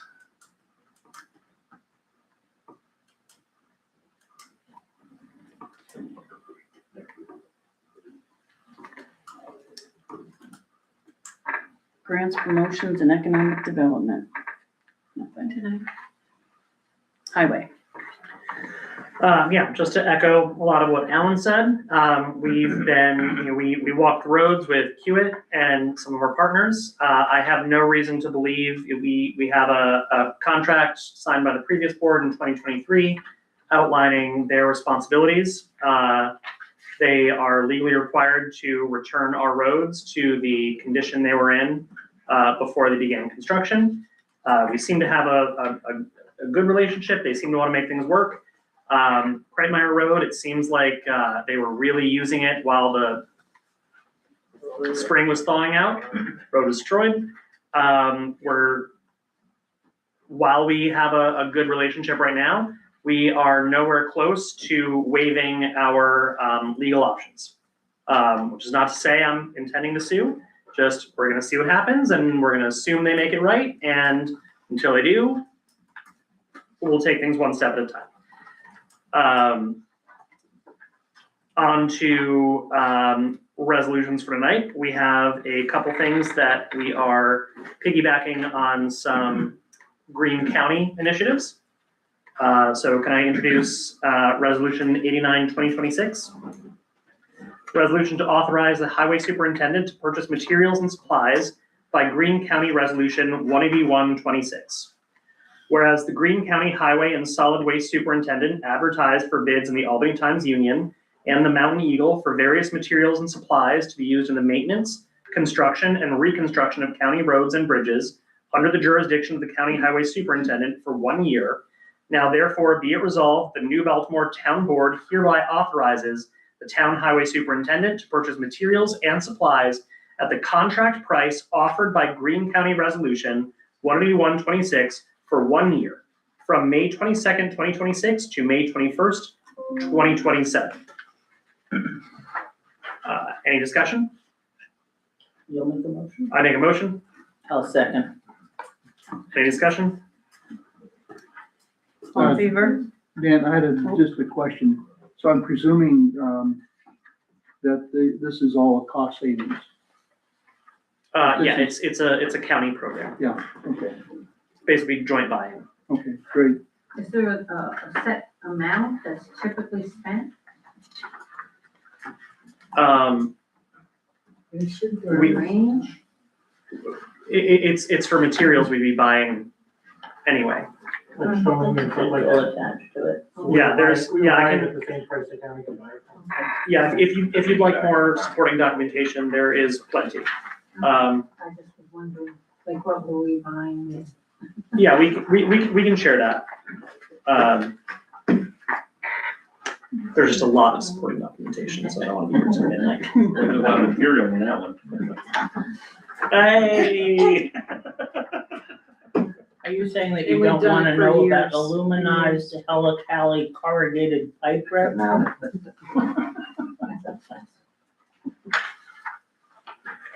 Okay, all in favor? Aye. Aye. Opposed? So carried. Very similarly, resolution 90, 2026, resolution to authorize the highway superintendent to purchase washed and screened crushed stone by Greene County Resolution 18026. Whereas the Greene County Highway and Solid Waste Superintendent advertised for bids in the Albany Times-Union and the Mountain Eagle for washed and screened crushed stone to be used in the maintenance, construction, and reconstruction of county roads and bridges under the jurisdiction of the County Highway Superintendent for 1 year. Now therefore be it resolved, the New Baltimore Town Board here authorizes the Town Highway Superintendent to purchase washed and screened crushed stone at the contract price offered by Greene County Resolution 18026 for 1 year from May 22nd, 2026 to May 21st, 2027. I make a motion. I'll second. Any discussion? All in favor? Aye. Aye. Opposed? So carried. We have even more documentation on this one. So Anne Marie, if you ever wanna know what it costs, there's like pages and pages. But when we buy from the county, it's generally, what's a good average for the entire county. We've Resolution. done it for years, so. Exactly. I'm sorry. Sorry, I was still laughing at a lot of material in that joke. Resolution 91, 2026, resolution to approve the purchase of 2 additional Easy Pass tags to reduce costs for town highway department trucks to travel on the New York State Thruway and to cross New York State bridges. Whereas the town has been receiving bills by mail for highway department trucks traveling on the New York State Thruway and New York State bridges, and whereas bill by mail charges for the thruway and bridges at a higher rate than Easy Pass charges, now therefore be it resolved, the town board authorizes Town Highway Superintendent Alan Van Wormer to purchase 2 additional Easy Pass tags for the highway department, increasing the number of town trucks with Easy Pass access from 2 to 4. I make a motion. I'll second. Any discussion? All in favor? Aye. Opposed? So carried. And I guess you're passing that on to me, so. Yeah, right. Okay. All right. Resolution 92, 2026. Resolution to authorize Town Highway Superintendent Alan Van Wormer to purchase a used asphalt hot box. Whereas asphalt hot boxes are used when patching our roads with blacktop and are designed to keep all of the blacktop hot while patching roads and moving from site to site, and thereby eliminating any waste of materials that occurs with newer types of asphalt materials that are made at much lower temperatures. Whereas the price of asphalt increases almost daily, it is very important to not waste any of the material. Whereas a used hot box is available for purchase from the town of Salem, whereas the New York State Department of Transportation has reimbursed the town for the $93,134.38 for the Route 144 road study conducted in 2024 through 2025, and that had been paid from the Highway Road Maintenance Contractual Expense Account. Whereas said repayment will be deposited in the unallocated fund account, now therefore be it resolved, the town board approves the transfer of $20,000 of the reimbursement funds from the allocated fund account to the Highway Machinery Contractual Expense Account and approves the use of those transferred funds by the highway superintendent to purchase the used hot box. I make a motion. I'll second. Discussion. So I will just say here, a new hot box would be about $50,000. And I'm sure that the cost of petroleum products is gonna go down any day now as soon as that Iran war wraps right up. But even so, I think this is a steal. So, all in favor? Aye. All opposed? So carried. And this is sort of a, as far as I can tell, more of a courtesy than anything. This is regarding Route 26 in Greenville, not our own town, but every voice counts, I suppose. Residents are concerned about It's great. traffic. It's great. Christian school. Right, but the letters are addressed to Oh, Paul Mako of the town Well, of she Greenville. started out there and then they told her that it's not Greenville, it's the town of Baltimore. Right. Honey Hollow Road is New Would Baltimore. have been nice if the letters were redone. But you can only suggest and they do as they please. Sure. So I'll read it. Resolution 93, 2026, resolution to authorize the town supervisor to make a request to Greene County Highway Superintendent Scott Templeton that a speed limit reduction be made and a yellow caution light be installed at the Greatville Christian School on Route 26 in Climax, New York at the intersection of Honey Hollow Road. Whereas students in grades K through 12 attend the school and get on and off their school buses directly in front of the school Monday through Friday. Whereas the proximity of where the buses load and unload the students is very close to the road, the school administrator and concerned parents have made this request to help slow traffic and help ensure the safety of the students. Now, therefore, be it resolved, the town supervisor is authorized to make this request of the county highway superintendent on behalf of the Greatville Christian School and the concerned parents of its students. I make a motion. I'll second. Discussion? Didn't they request a signal lights or They- signs Is there? within the It's in there. past 24 They months? wanted a yellow signal light as well. Thank you. All in favor? Aye. All opposed? so carried. We're also right now starting to find that we're getting a lot of calls, road issue calls that aren't ours. Because, especially after hours, because the state police barracks in Catskill did away with their dispatchers. They have no dispatchers there anymore. So they're all being dispatched out of Middletown, and people in Middletown have no idea. So we got 2 calls the other day for down at Greenville roads that had trees down on them. But they don't, they're not familiar with our area up here, so we're trying to work through that now. They're still connected by radio. Actually, I have court report, Back to the court. and I forwarded it to you, Barb, also. Following is the Town of New Baltimore Court monthly report for April 2026. Okay. Total, I know, right? It's on my computer. The total April monies received was $13,408. Honorable James W. Huff, $6,392. Oh, gosh. Is it this one? Bring in the tapes.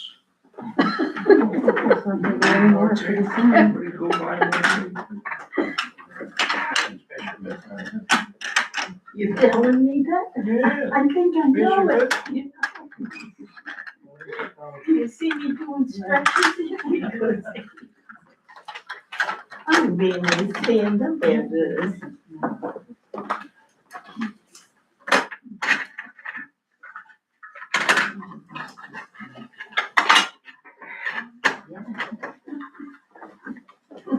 This is the last. That's what you're saying.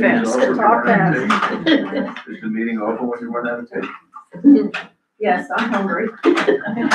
You're making me. Oh, my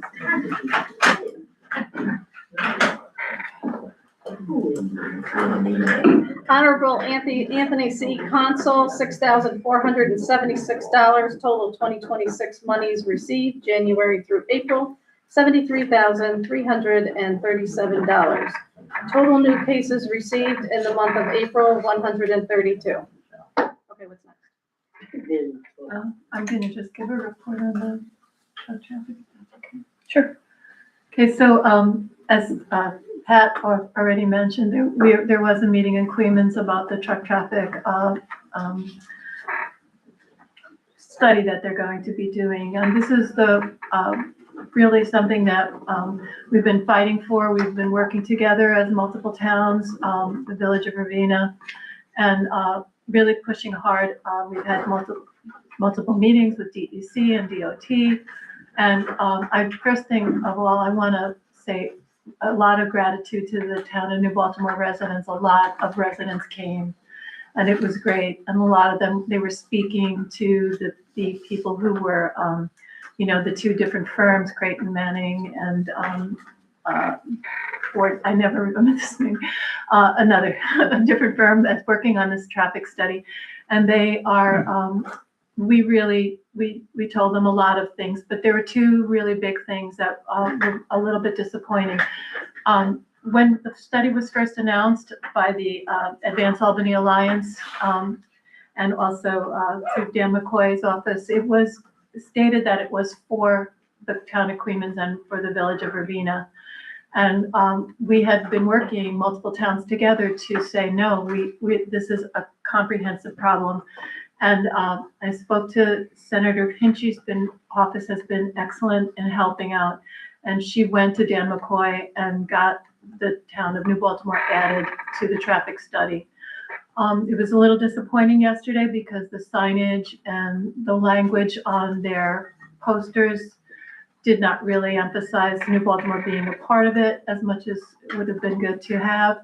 They had some language on the signs that made it, they said alternate routes, and that was supposed to represent the existing conditions. And New Baltimore, of course, is one of the routes that they take, but reading it that way, that it was an alternate route, made it appear that we would become an alternate route. So another problem is that they're trying to end the study by the end of the summer. And we advised them that they're going to miss all the months of truck traffic that occurred during the winter, especially with the intense amount of salt trucks and other things that come now from all across the state. And so we gave a lot of opinions, but I wanted to say that on our website now, I put the link for you to go to the study website and put your comments in there. And please do that because we've just got to keep this going. They said that they would meet again in July, but we, as the town officials across all the towns in Ravenna, are going to be requesting a briefing. We don't have any information about what the scope of work is. We don't have official information about timeline, methodology, nothing. And we should have all had that. And so we're going to be pushing for that as well. But we've come very far because of the towns getting together and uniting. Pat was there, spoke to everybody, and also Nick Laraway has been involved as well at all the meetings. So we've got a lot of momentum and we've just got to keep it going. And I truly believe that the state understands the problem and what the real problems have been for the people who have experiencing this truck drive.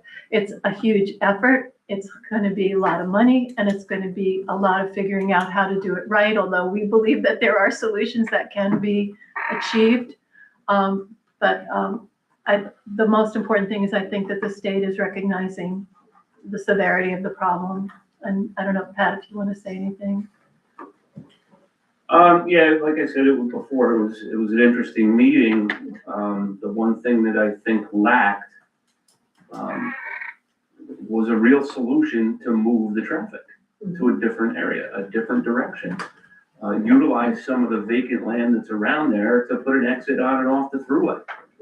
Move some of that truck traffic off of these historic districts. That option was not out there, so that's one of the comments that I'm gonna make on the website, along with others, but, I think, some of the easy, low-hanging fruit and widening shoulders and dropping speed limits are pretty easy.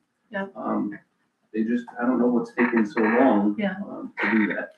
And that's what we just keep pushing home is that, they've got to take some steps now. So Carver didn't make any recommendations about a new exit? Well, he did. He did 3 years ago. Yeah, It didn't turn out like state. Yeah, So, yeah, no. so what are you gonna do? Well, So, what I wouldn't happened get your hopes up, the DOT. back with when the whole Poway thing was going with the solar blades, but not solar blades, but wind blades, DEC recommended that the traffic go north to exit 22. And DOT has said many times that they don't have the authority to tell these trucks where to go. So that stopped that recommendation. I know that Nick Laraway has supported the movement to go north. It would require a lot of work on 144 going north, and of course it would disturb the homes living there, even though it's not as many, but that it would also affect those homes. But what we've talked about is that there was no impact study done where, and our county was involved in and heard and the bottom line is this is a huge industrial set of complexes, and it needs a much larger, route constructed, and, it's not gonna be just one little side road, one little side I road, don't one little side road. understand why no one's addressing what Carver wanted to do. I mean, they even expanded the bridge in Selkirk to put an exit that come over to 9W down in Selkirk. So Selkirk is a bad way for the trucks to travel because those houses are right up against the road. It's a narrow road and it's a small road, and Selkirk is one of the parts of the town, Bethlehem, of course, working. What I'm with us. talking about is that there was a special road, a bridge for an exit that would go directly onto 9W. There's other solutions being talked about, the whole quarry and cement plant and all of that is being talked about, and alternate routes there. Carver did put another bridge across themselves for the industrial park. The industrial park is right off the thruway. There's the bottom line, and I think what Pat is saying, is there's low-hanging fruit, but there's also a lot of alternatives that have to be considered and can't just be pushed aside any longer. And that some of them are not expensive or, and even if they're interim solutions to when they build a larger solution, like going north or things of that nature, they need to address and come up with a final plan that really addresses, because we know that those industries are going to increase in business and size. But the port is already planning expansion. You talk to Heidelberg, you talk to, whatchamacallit, I want to say Aventine again, that's the wrong name. But Amrise, thank you. They're all talking about it, their future, what their expansion will be. So this has to happen. It's all good for the economy. Yes, and it is good. And So put the money in. we have said that at every meeting. We understand the importance of the industry. We're not against that. We just want some foresight when you're allowing an industry complex like this to be done, to build the proper configuration of roads so that you're not, and let's face it, the industry is important, so is the well-being and life of the people that pay the taxes living on the roads affected by these trucks. Neither is it more important. So they both have to be considered, and that's what we're trying to say. So anyway, go to the website, make your comments, please. The more they hear, the better. Especially for New Baltimore to be included and considered as one of the major players. Is it Greene County? Dan McCormick's Albany County, which is probably why they didn't have reference to New Baltimore. Is Greene County exec? Our highway super has been in contact with the Yes, town. yeah. For a while now, about at least a couple of months ago, it's been happening, yeah. Yeah, so that's my request, thank you. Okay, insurance. The only thing that I have for insurance right now is our property and casualty is done with one agency, and all the medical benefits and employee benefits are done with another broker. So I'm getting information to merge, just use one. But I'll have that for the next meeting. I'll bring that back. All right, planning and building. This is the planning board monthly report for May 2026. The planning board did not meet in the month of May. Rather than that.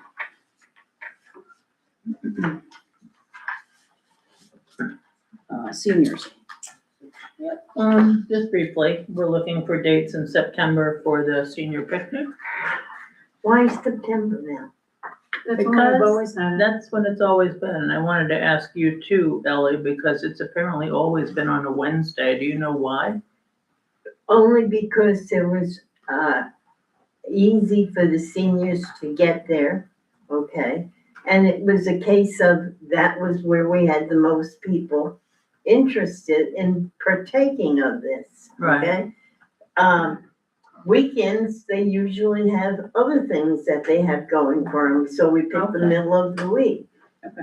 But, Yeah, well, I'll talk to you about it more. And I think yeah, we're I'd gonna like move to it. get, I think we're gonna move it to Weiss Park this year. well, I'm Instead gonna of tell you, Malik. this is my feeling, really. Okay. When we decided many years ago to do this, it was the idea of getting our seniors together for social things to save them from all their lonely days and not seeing anybody.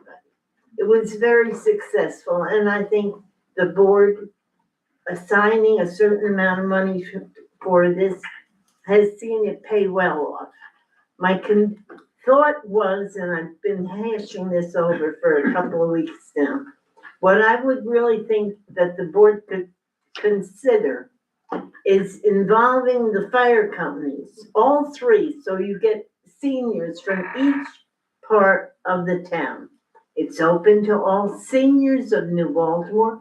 Let's see if they're getting the word that it's gonna take place. That I think would help a lot. I'm not asking the fire company to commit to any expenses. I think that we used to do before it was very interesting to see you said the priority was make a dish to share and the town will provide the hot dogs, hamburgers, and the drinks. Everybody thought it was great. Look what I brought. See what I'm sharing. It was a melding. And I really think that's what we've got to do. New Baltimore has got 3 fire districts out here. I don't know what's going on out at, what the hell, the 3rd district, right? And they probably don't know a hell of a lot of what's going on in District 1. And I think, if anything, I'm not saying the firemen, maybe their ladies auxiliaries can make the word out there so you can get to your seniors who are, they're dropping like flies. We just lost a few more. And I'm not saying it's easy. I'm just saying, if you want to reach them, you gotta extend the hand. And the more they know, the better chance of getting them. That's all I want. Okay. So thank you. Yeah, well, my understanding, Ellie, is that the invitations to the senior picnic have always gone out through the town newsletter.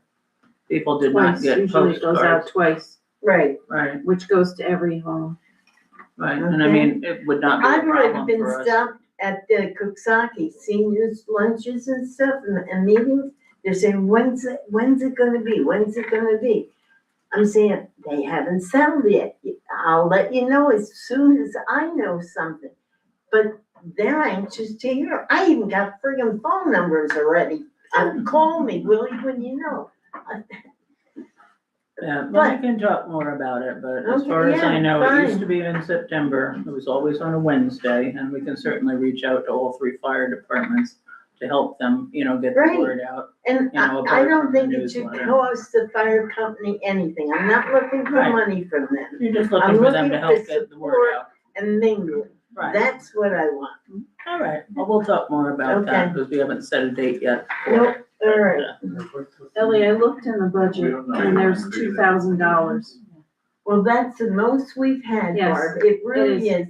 And I'm not trying to pat anybody on the back, but when we were preparing for our picnic, I'm very frugal, and I think most people know that. when the 4th of July sales came on and you had hot dogs, buy one, get one. I got donations of all the baked rolls and breads and all that. You can see so that you can do it well within the budget. But it takes planning and preparation and you can't. Volunteers. Right, but we've never had a problem with volunteers either. So everybody wants this. It's a matter of how are you gonna do it? And sometimes by having somebody as cheap as I am, go out there and start buying all your stuff, stick it in the freezer. When you're getting your stuff, if you were doing it for your own budget, you'd know how to save money, and we can do it for the seniors too. We also have to thank Shelley Van Etten because that was her labor of love. And she cooked and she loved it. Well, and she that's what I'm donated saying. so You can't much. depend on one person. You gotta, Right. and No, people there enjoy were it. quite a few people. Oh, that I did. know, A lot of- Barb. a lot of I people know did exactly monetary who was there. I paid contributions. attention to it. But it's a case of that's how you get to talk to these people. Some of them don't talk to people for a week at a time. They don't even know what the hell's going on in the world. Right, and I'm assuming, Barb, that $2,000 also covers the Covers the Christmas Christmas party. Right, right. And And that's, that's another way we know and I how to think do it. that focus was they wanted more people to go to the Christmas party. So that's why the picnic foods were donated Mhm. and why people gave money so Right, that, right. We things tried could to be- stretch that dollar as far We as we did. could and then some. oh, we did. Oh, we'll get it all figured out. Barb and I know. have been talking and I'll, Well, the seniors are talking to you. looking forward to it from the ones I've spoken all right. to. Right now, we're looking for, I think, early September or mid-September when the weather's still nice but Well, not too remember hot. too, you don't want it at the beginning of school, because people in the school buses and everybody else are running. Okay. All right, we'll talk. And Okay. Barbara and I will continue to talk. And yes, Shelley did a wonderful job with this whole. Without a doubt. No question. All right, technology and website. I have a few things to say. I won't comment on the cyber breach that we had in the first week of May. That's already been discussed. So the Joomla update for the town website was released, covering improvements, security, and bug fixes. The site has been backed up and updated as per the maintenance agreement with ITS. Joomla was updated from version 6.1.0 to 6.1.1. Prior to the previous town board meeting, I shared a summary of potential website software vendors with the board members. In the next few weeks, I'll be inviting interested board members to follow up meetings with these vendors. The same applies to meetings with vendors who offer applications for managing building permits and building code enforcement, and for vendors who offer applications to managing system requests, citizen requests and notifications. So for those town board members that are interested, please see me after the meeting and sign up. Dave, can you send that to me as well? Yep, Thank you. sure. Okay, personnel. Personnel. Do you want to take this? Yeah, why not?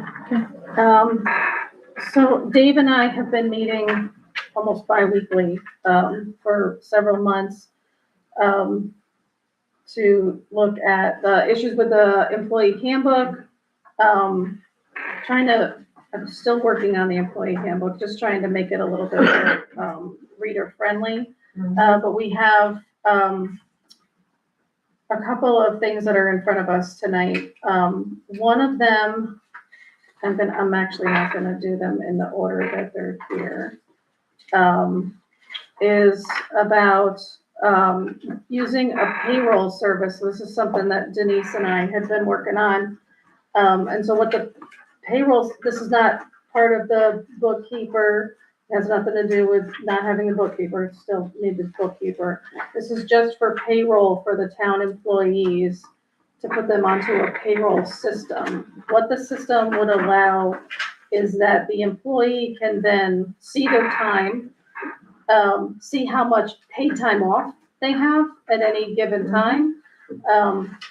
And it would allow them to keep track of their time, and their supervisor could see the time also at the same time or any given time by logging into the system. And so it would also issue their W-2s electronically at the end of the year, so they wouldn't have to wait for them to come in the mail. They would be able to download it immediately. And so I've looked into many different systems, and most of them are outrageously expensive. But we did get one company that actually is local. They're based in Latham. And when you call them, you get a human to talk to. I know they don't outsource their work. And so we have a resolution here under consideration it is Resolution 96, 2026, to authorize the town supervisor to contract with Recalibrate Human Resource Services for employees to utilize their payroll management software.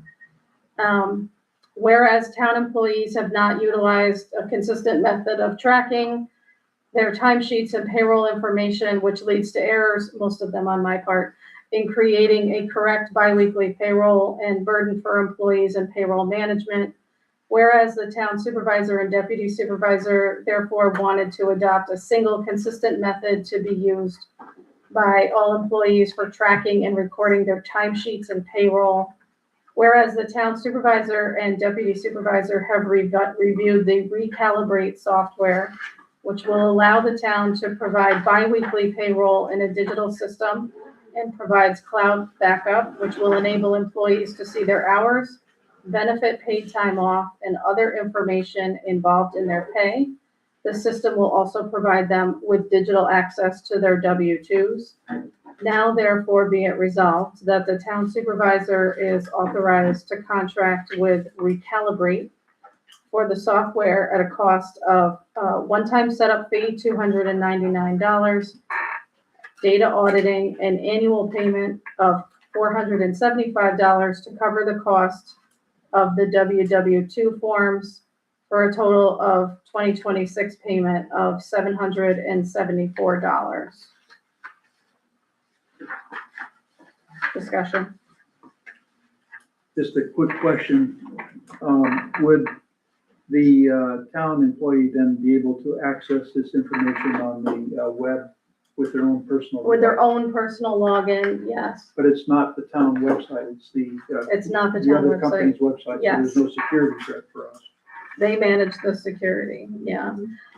People can still use direct deposit, although nothing changes. So as it is right now, for town employees that have direct deposit, they need to provide that information. Right now, it's directly to the town bookkeeper. This would be similar with this company because there is an unbelievable amount of fraud happening with people. It actually just happened to my son-in-law. Somebody just sent Durham EMS an email and said, hey, I want to change my direct deposit from this to this. And his boss called him and said, I got your email. And he said, what are you talking about? We've had a number of them here. We question. Yeah, yeah, Alan is here. Yeah. But I question, I call him and question. yeah. So, We're on top of that one. yeah, so they would be able, it is a secure system, but except for that one piece, they're not allowed to change their direct deposit online. They have to actually speak to a representative with the company directly. They need to verify that it's, Doesn't the current bookkeeper do your W-2s and your time accruals? I'm sorry? Doesn't the present bookkeeper do your W-2s for the end of the year and Yes, your they time do. accruals Yep. for the employees? Yeah, but they can only see their time accruals when they get their paycheck. It's at the bottom of their paycheck and it's printed. This would allow them to look it up at any time. That's every 2 weeks they get the paycheck. But the supervisor necessarily doesn't get to see that information. So they can't, like if someone puts in to get their paid time off, then you have to find out how much PTO they have in order to verify if they can take time off. But in your bookkeeper's contract, you're paying her to do that. Now you gotta pay somebody else to do the same thing.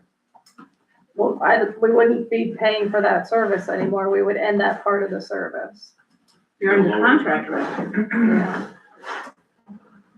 So for all the employees, No, not the ones that like, so the bookkeeper still has to do W-2 forms then? no, I don't know about Well, These all the guys. elected officials. right, yeah, so this would be for the bi-weekly people. These are only for the people that earn paid time off.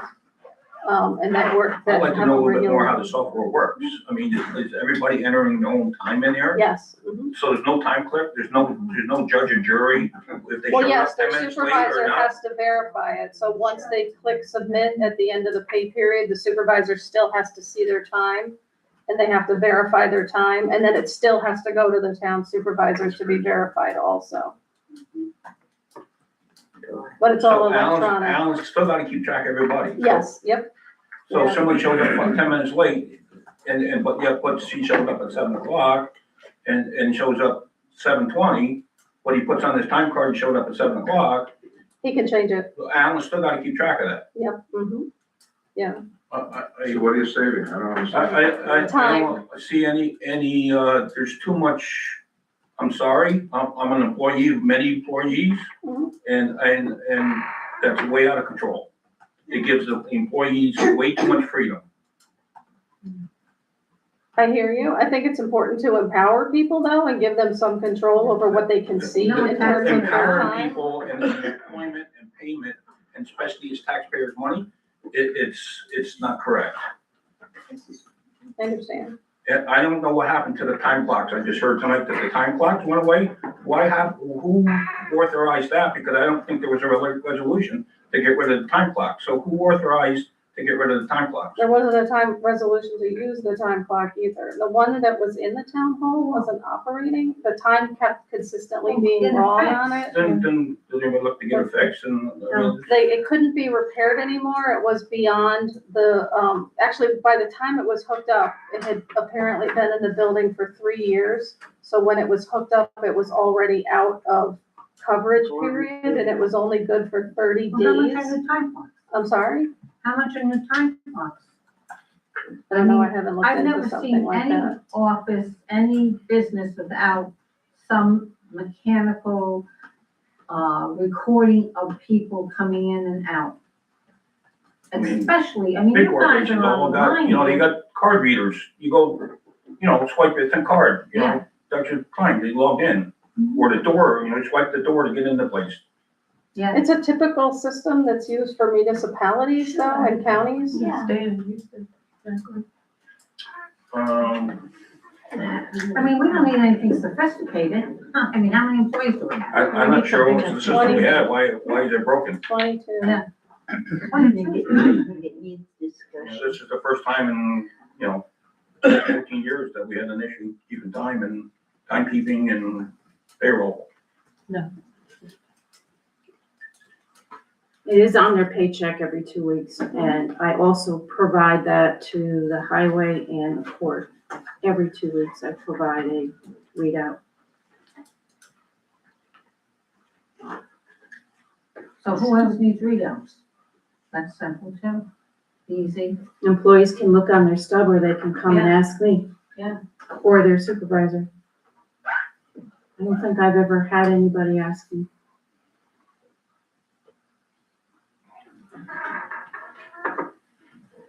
And then again, I just, 2 people, there was no board discussion on it whatsoever. Well, that's why it was being presented for. Well, there's a discussion. resolution and everything else ready But to that doesn't go. mean that they have But, to if pass I it. was sitting on the board, I would want to look into it. They've opened, so there was a recording that was made of the introduction for the software, and I sent it to everyone on the board for them to review separately, not together. Did everybody review Just it? seems like more money. Did you get it? That you don't need to spend. I think it should be tabled until further discussion. I'm not sure what the advantage is. I think that there should be more tightness. So in the companies I work for, the card that you swipe when you enter the building was for security, not for payroll. And all of the companies that I know are using digital accounting for time, a system like the one that's being suggested here. it seems, in those companies, it always seemed sufficient to have the manager, responsible for verifying his employee's time.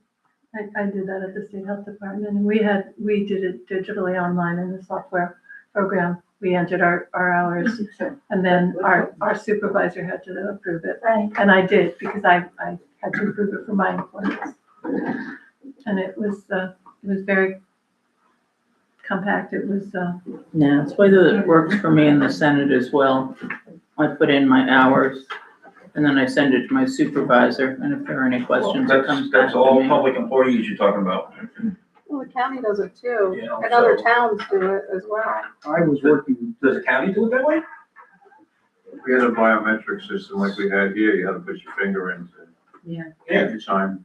No, I'm talking about that. Ours is tied into your login Just log in? Yeah. So when you log in where? when you get On on your your computer. Yeah, when you're talking on the computer. What about the highway guys? I don't know for sure. They're in separate buildings. Guaranteed there's a No. time clock or a finger, There is a time clock. Inconsistency there's is a time part of the clock or a problem. finger ID.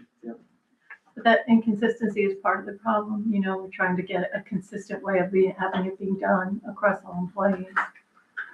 Well, no matter what. Because the variation has caused You problems. still need your supervisors Yes, to be responsible. right, yeah, So, that's what I did every 2 weeks, yeah, and I understand, I'm very familiar with those Same here. processes. You have a contract with a bookkeeper for X amount of dollars that you've already signed and approved since January. How do you reduce the contract like I don't have an answer for that. that? And now you're going to. Might get sued. It's gonna be a duplicate resource.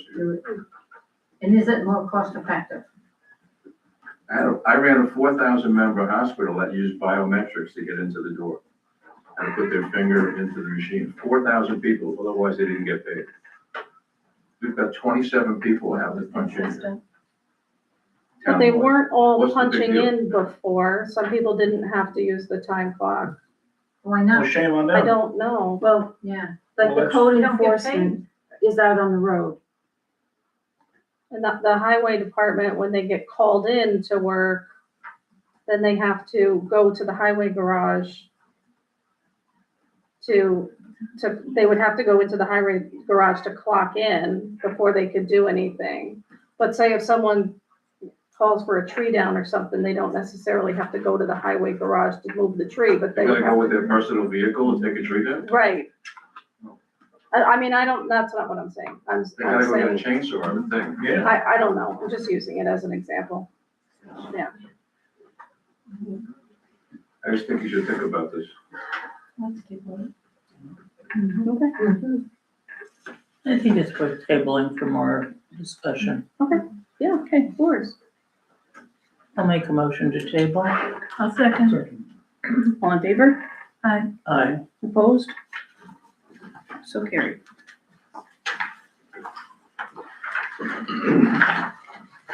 Okay, so resolution 95, 2026 for your consideration. A resolution to accept proposed changes to the town's employee benefits paid time off accruals policy and make consequent changes in the employee handbook.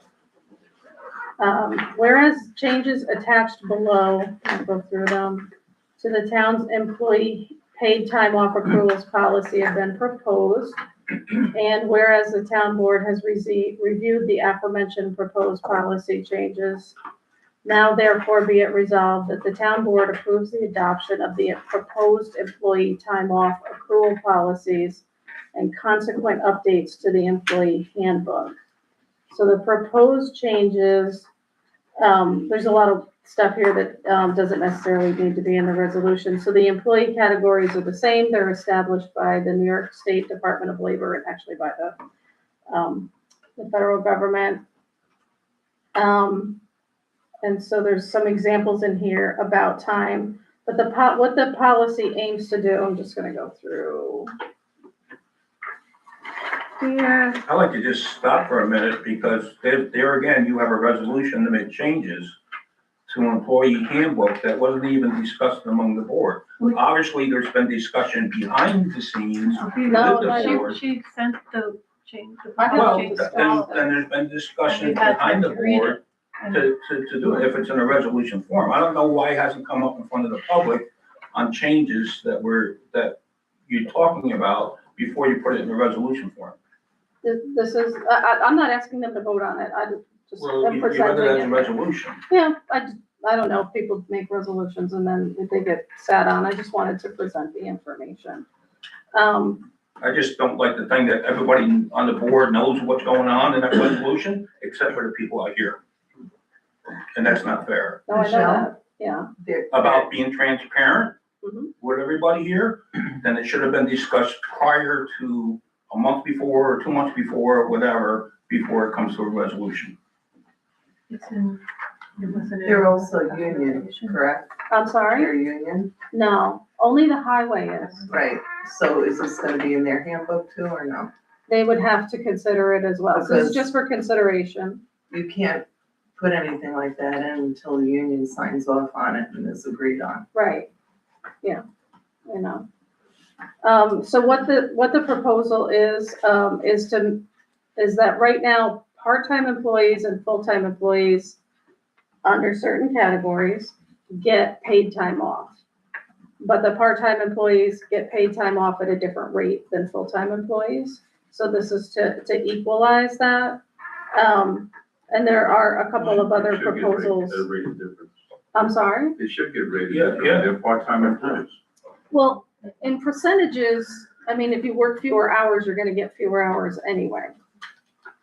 So it's the same amount, but if you multiply it by 40 hours a week or 32 and a half hours a week or 20 hours a week. Definition of a part-time employee by civil service is 1 hour less than half the work week. Check with civil service before you do something like this. And it's not fair that a part-time employee gets the same benefits As a full-time as a employee, full-time employee. that's an issue. That's a union issue too. Down the road. So they're getting paid time off now. At a Right. part-time, At a prorated rate, That's what it is. based on civil service definition of a part-time employee. Right.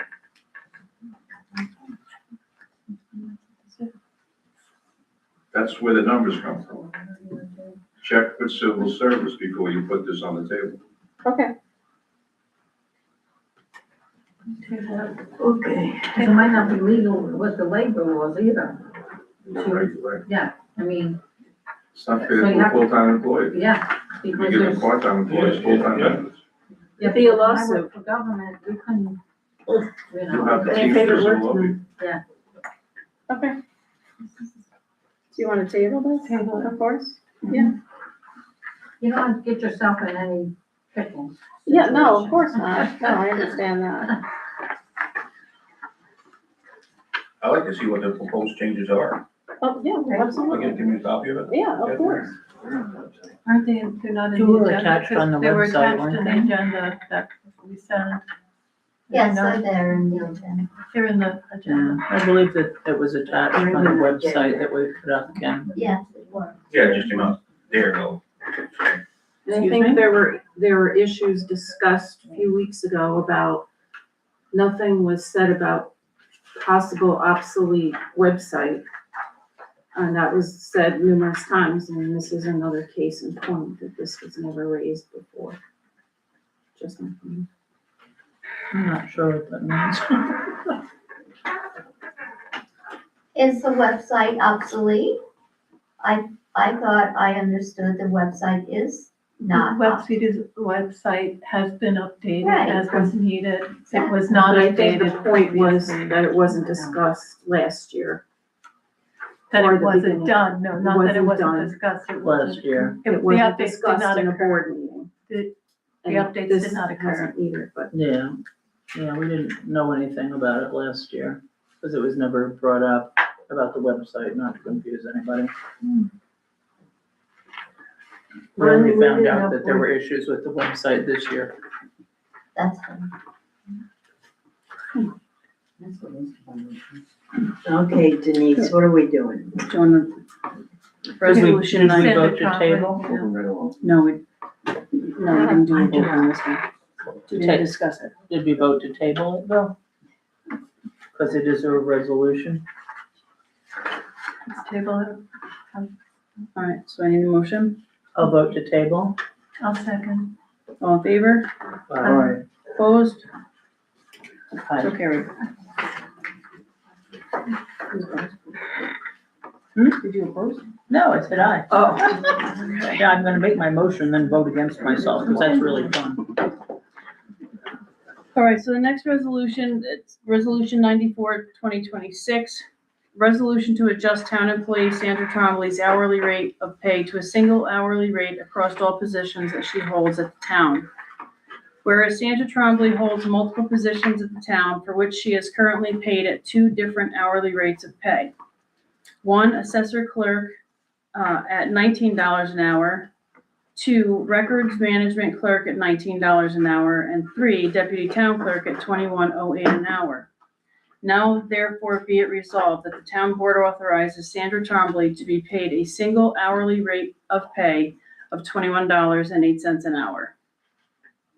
Any discussion? I have a question. This is a board discussion, right?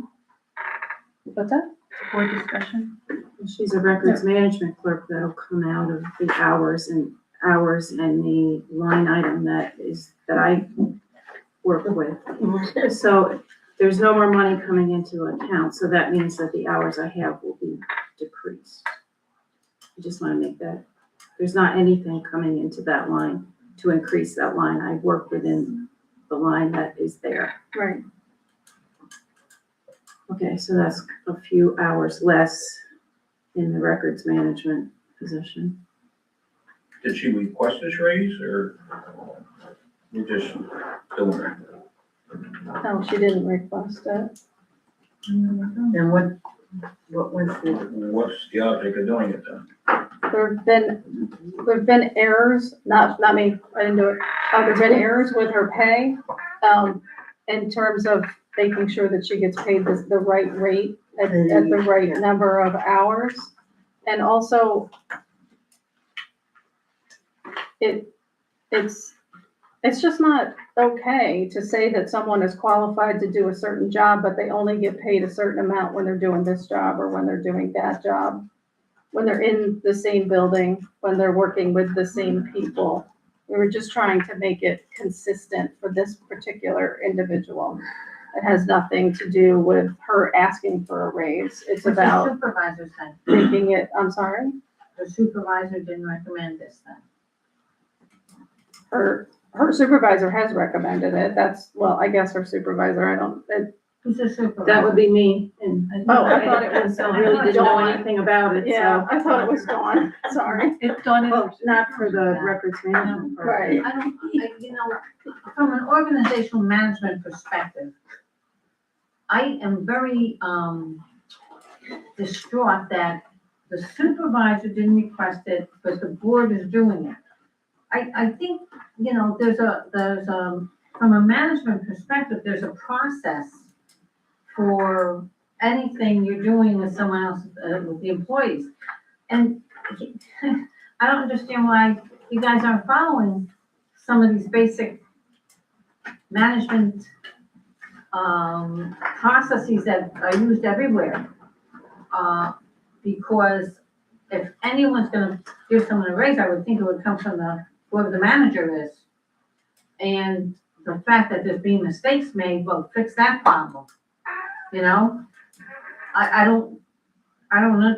I mean, I'm not against anyone getting more money. Don't get me wrong, but I think there should be a process that's followed. Any place you work, any management, administratively, and that's just not, you never see someone above the manager come in and say, no, I'm gonna give your employee a raise. So I really think that you guys should be discussing this more. When you go through the budget process, you meet with every supervisor and they make a request for their budget. So the budget lines for record management, assessors, whatever it may be, was done through the budget process. I think it's great you wanna give Sandy a raise, but where's the money gonna come from in Barb's budget to cover that raise? Plus you're setting Gotta be yourself up to set appropriation from precedent somewhere. too. Someplace, the money's gotta come from someplace. Where are you gonna put the money in that budget? Otherwise, you've gotta cut somebody's hours to cover the new number. And I'm not saying Sandy doesn't deserve a raise, but Barb should have been the one to tell you, give her a raise. And you don't want to set a precedent so that other employees come to you and just say, well, yeah, you know, well, I think I need this for this reason, whatever the reason might be. Yeah, don't, put you know, you're setting yourself up here, I think. Don't put yourself in that position. Last side. You done run out, now come on. There's another side. Bring in more tapes.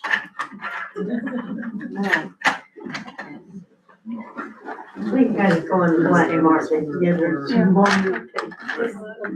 Did you say the black market? I think you should bring up the white pillow, right? So we can take a nap. No, you'd be too comfortable. 10:30, come around here. We're thinking of putting bunk beds in there. I make a motion that we table this until next month. I'll second. All in favor? Aye. Opposed? Resolution tabled, in case you guys couldn't hear. No, we got it. Veterans. Oh, veterans. Ta-da. We have a date for the Veterans Picnic. It'll be August 9th at Weiss Park. Hours to be determined, but probably from 1 to 3. From White Park, Yep. and what about range? Have you got a rain place? Well, it's got a pavilion just like Halleck does.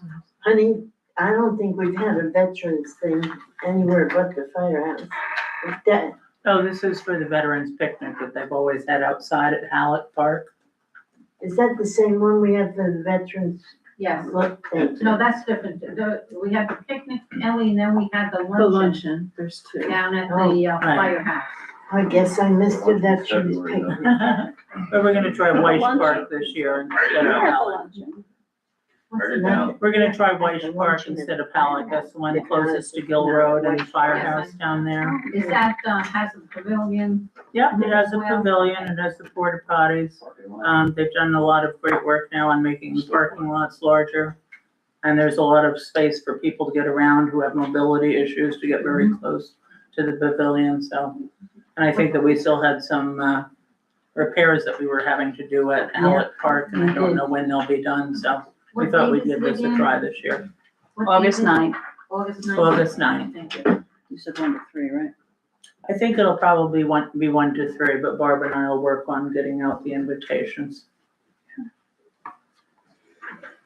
So that's also a Sunday, so we also want people to have time to go to church and then come over.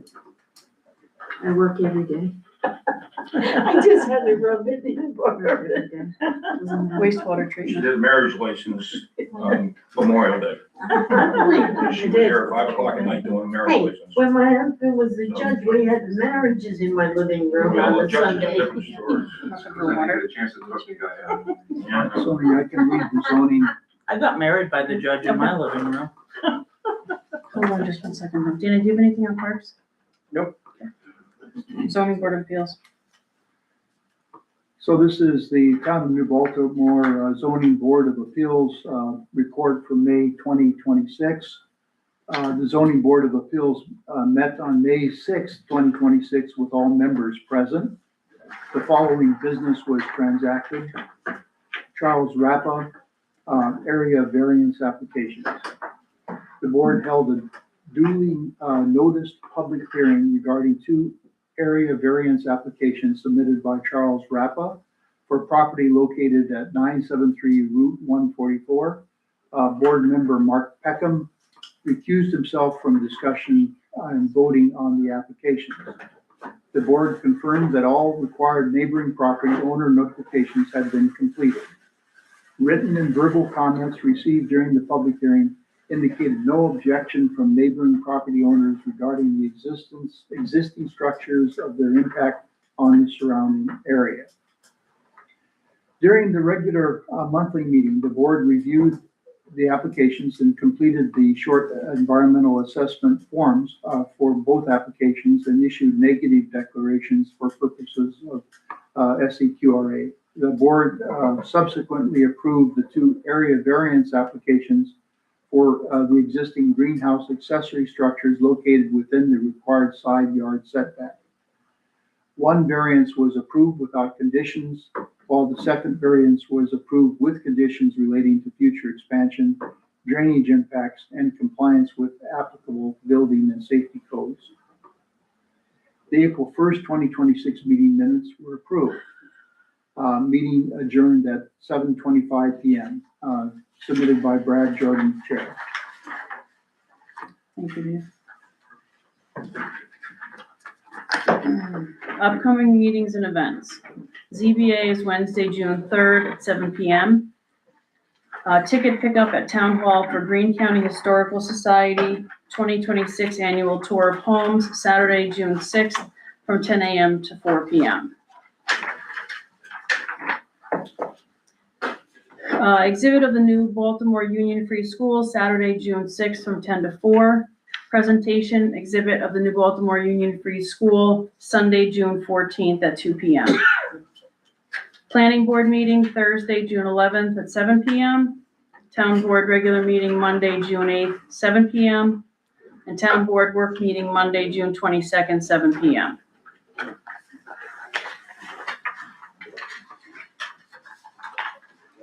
What are the claims? I hope you all can come to the June 6th housing visit. My house will be on that tour, the old Medway Schoolhouse Firehouse. I hope you can make it.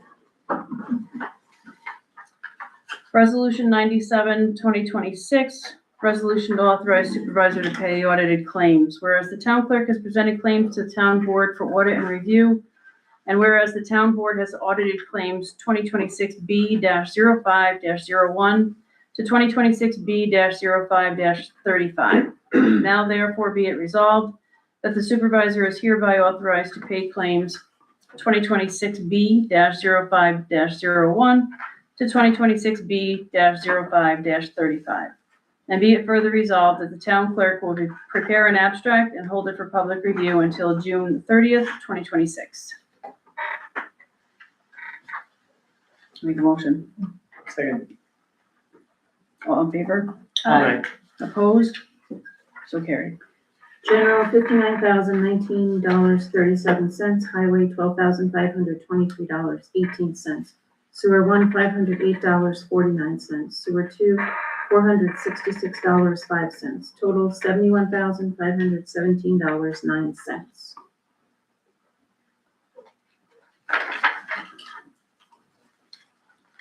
Any motion to adjourn?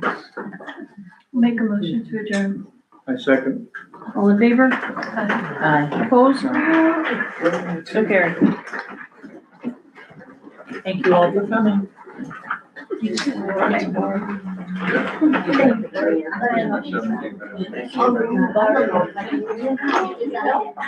the one you needed, right? Yes.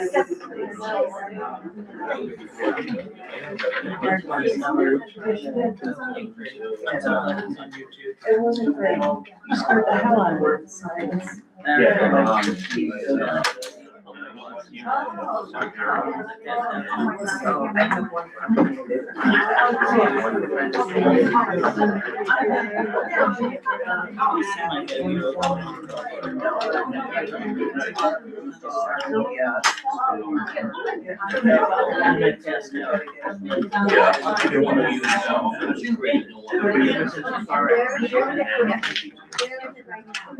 Lord knows.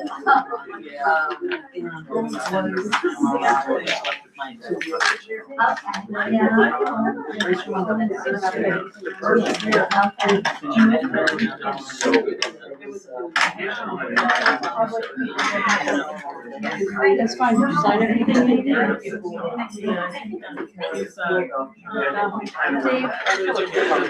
Did Janet sign that? Whatever you signed, did Janet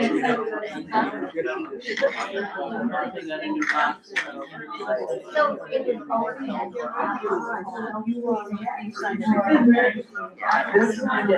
Just check the date. David.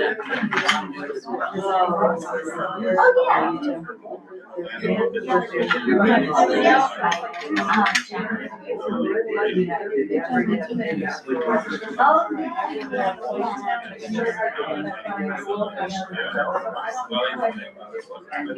yeah. Yes, sir. Might be a good opportunity.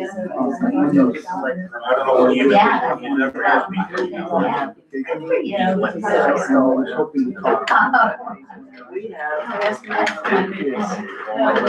But he has his phone number. Okay. Yeah, that should be fine.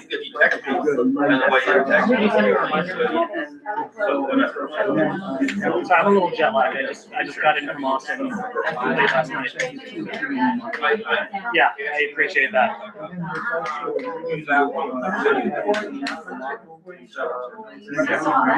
Yeah, I was copied on that, but again, just.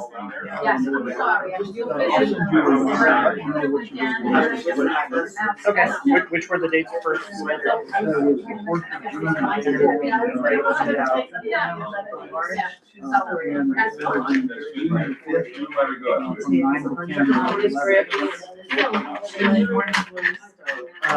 What are those days? Probably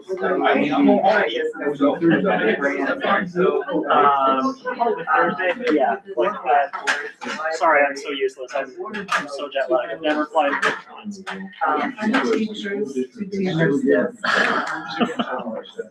I can't recommend it. We negotiated and that's how they do it. Host agreement. Yeah, okay. Which we got those guys, because I was in. You should look at the host agreement on, the escape from the host agreement we did for the social six. Right, so because they wanted to do it, was great. I'm not sure. Yeah, but that's the big one. Because the guy came in and gave us 25. So we got to pay, we literally get 12 people. Because they're not, basically, they're not taking you this, Yes, yes. No, you're.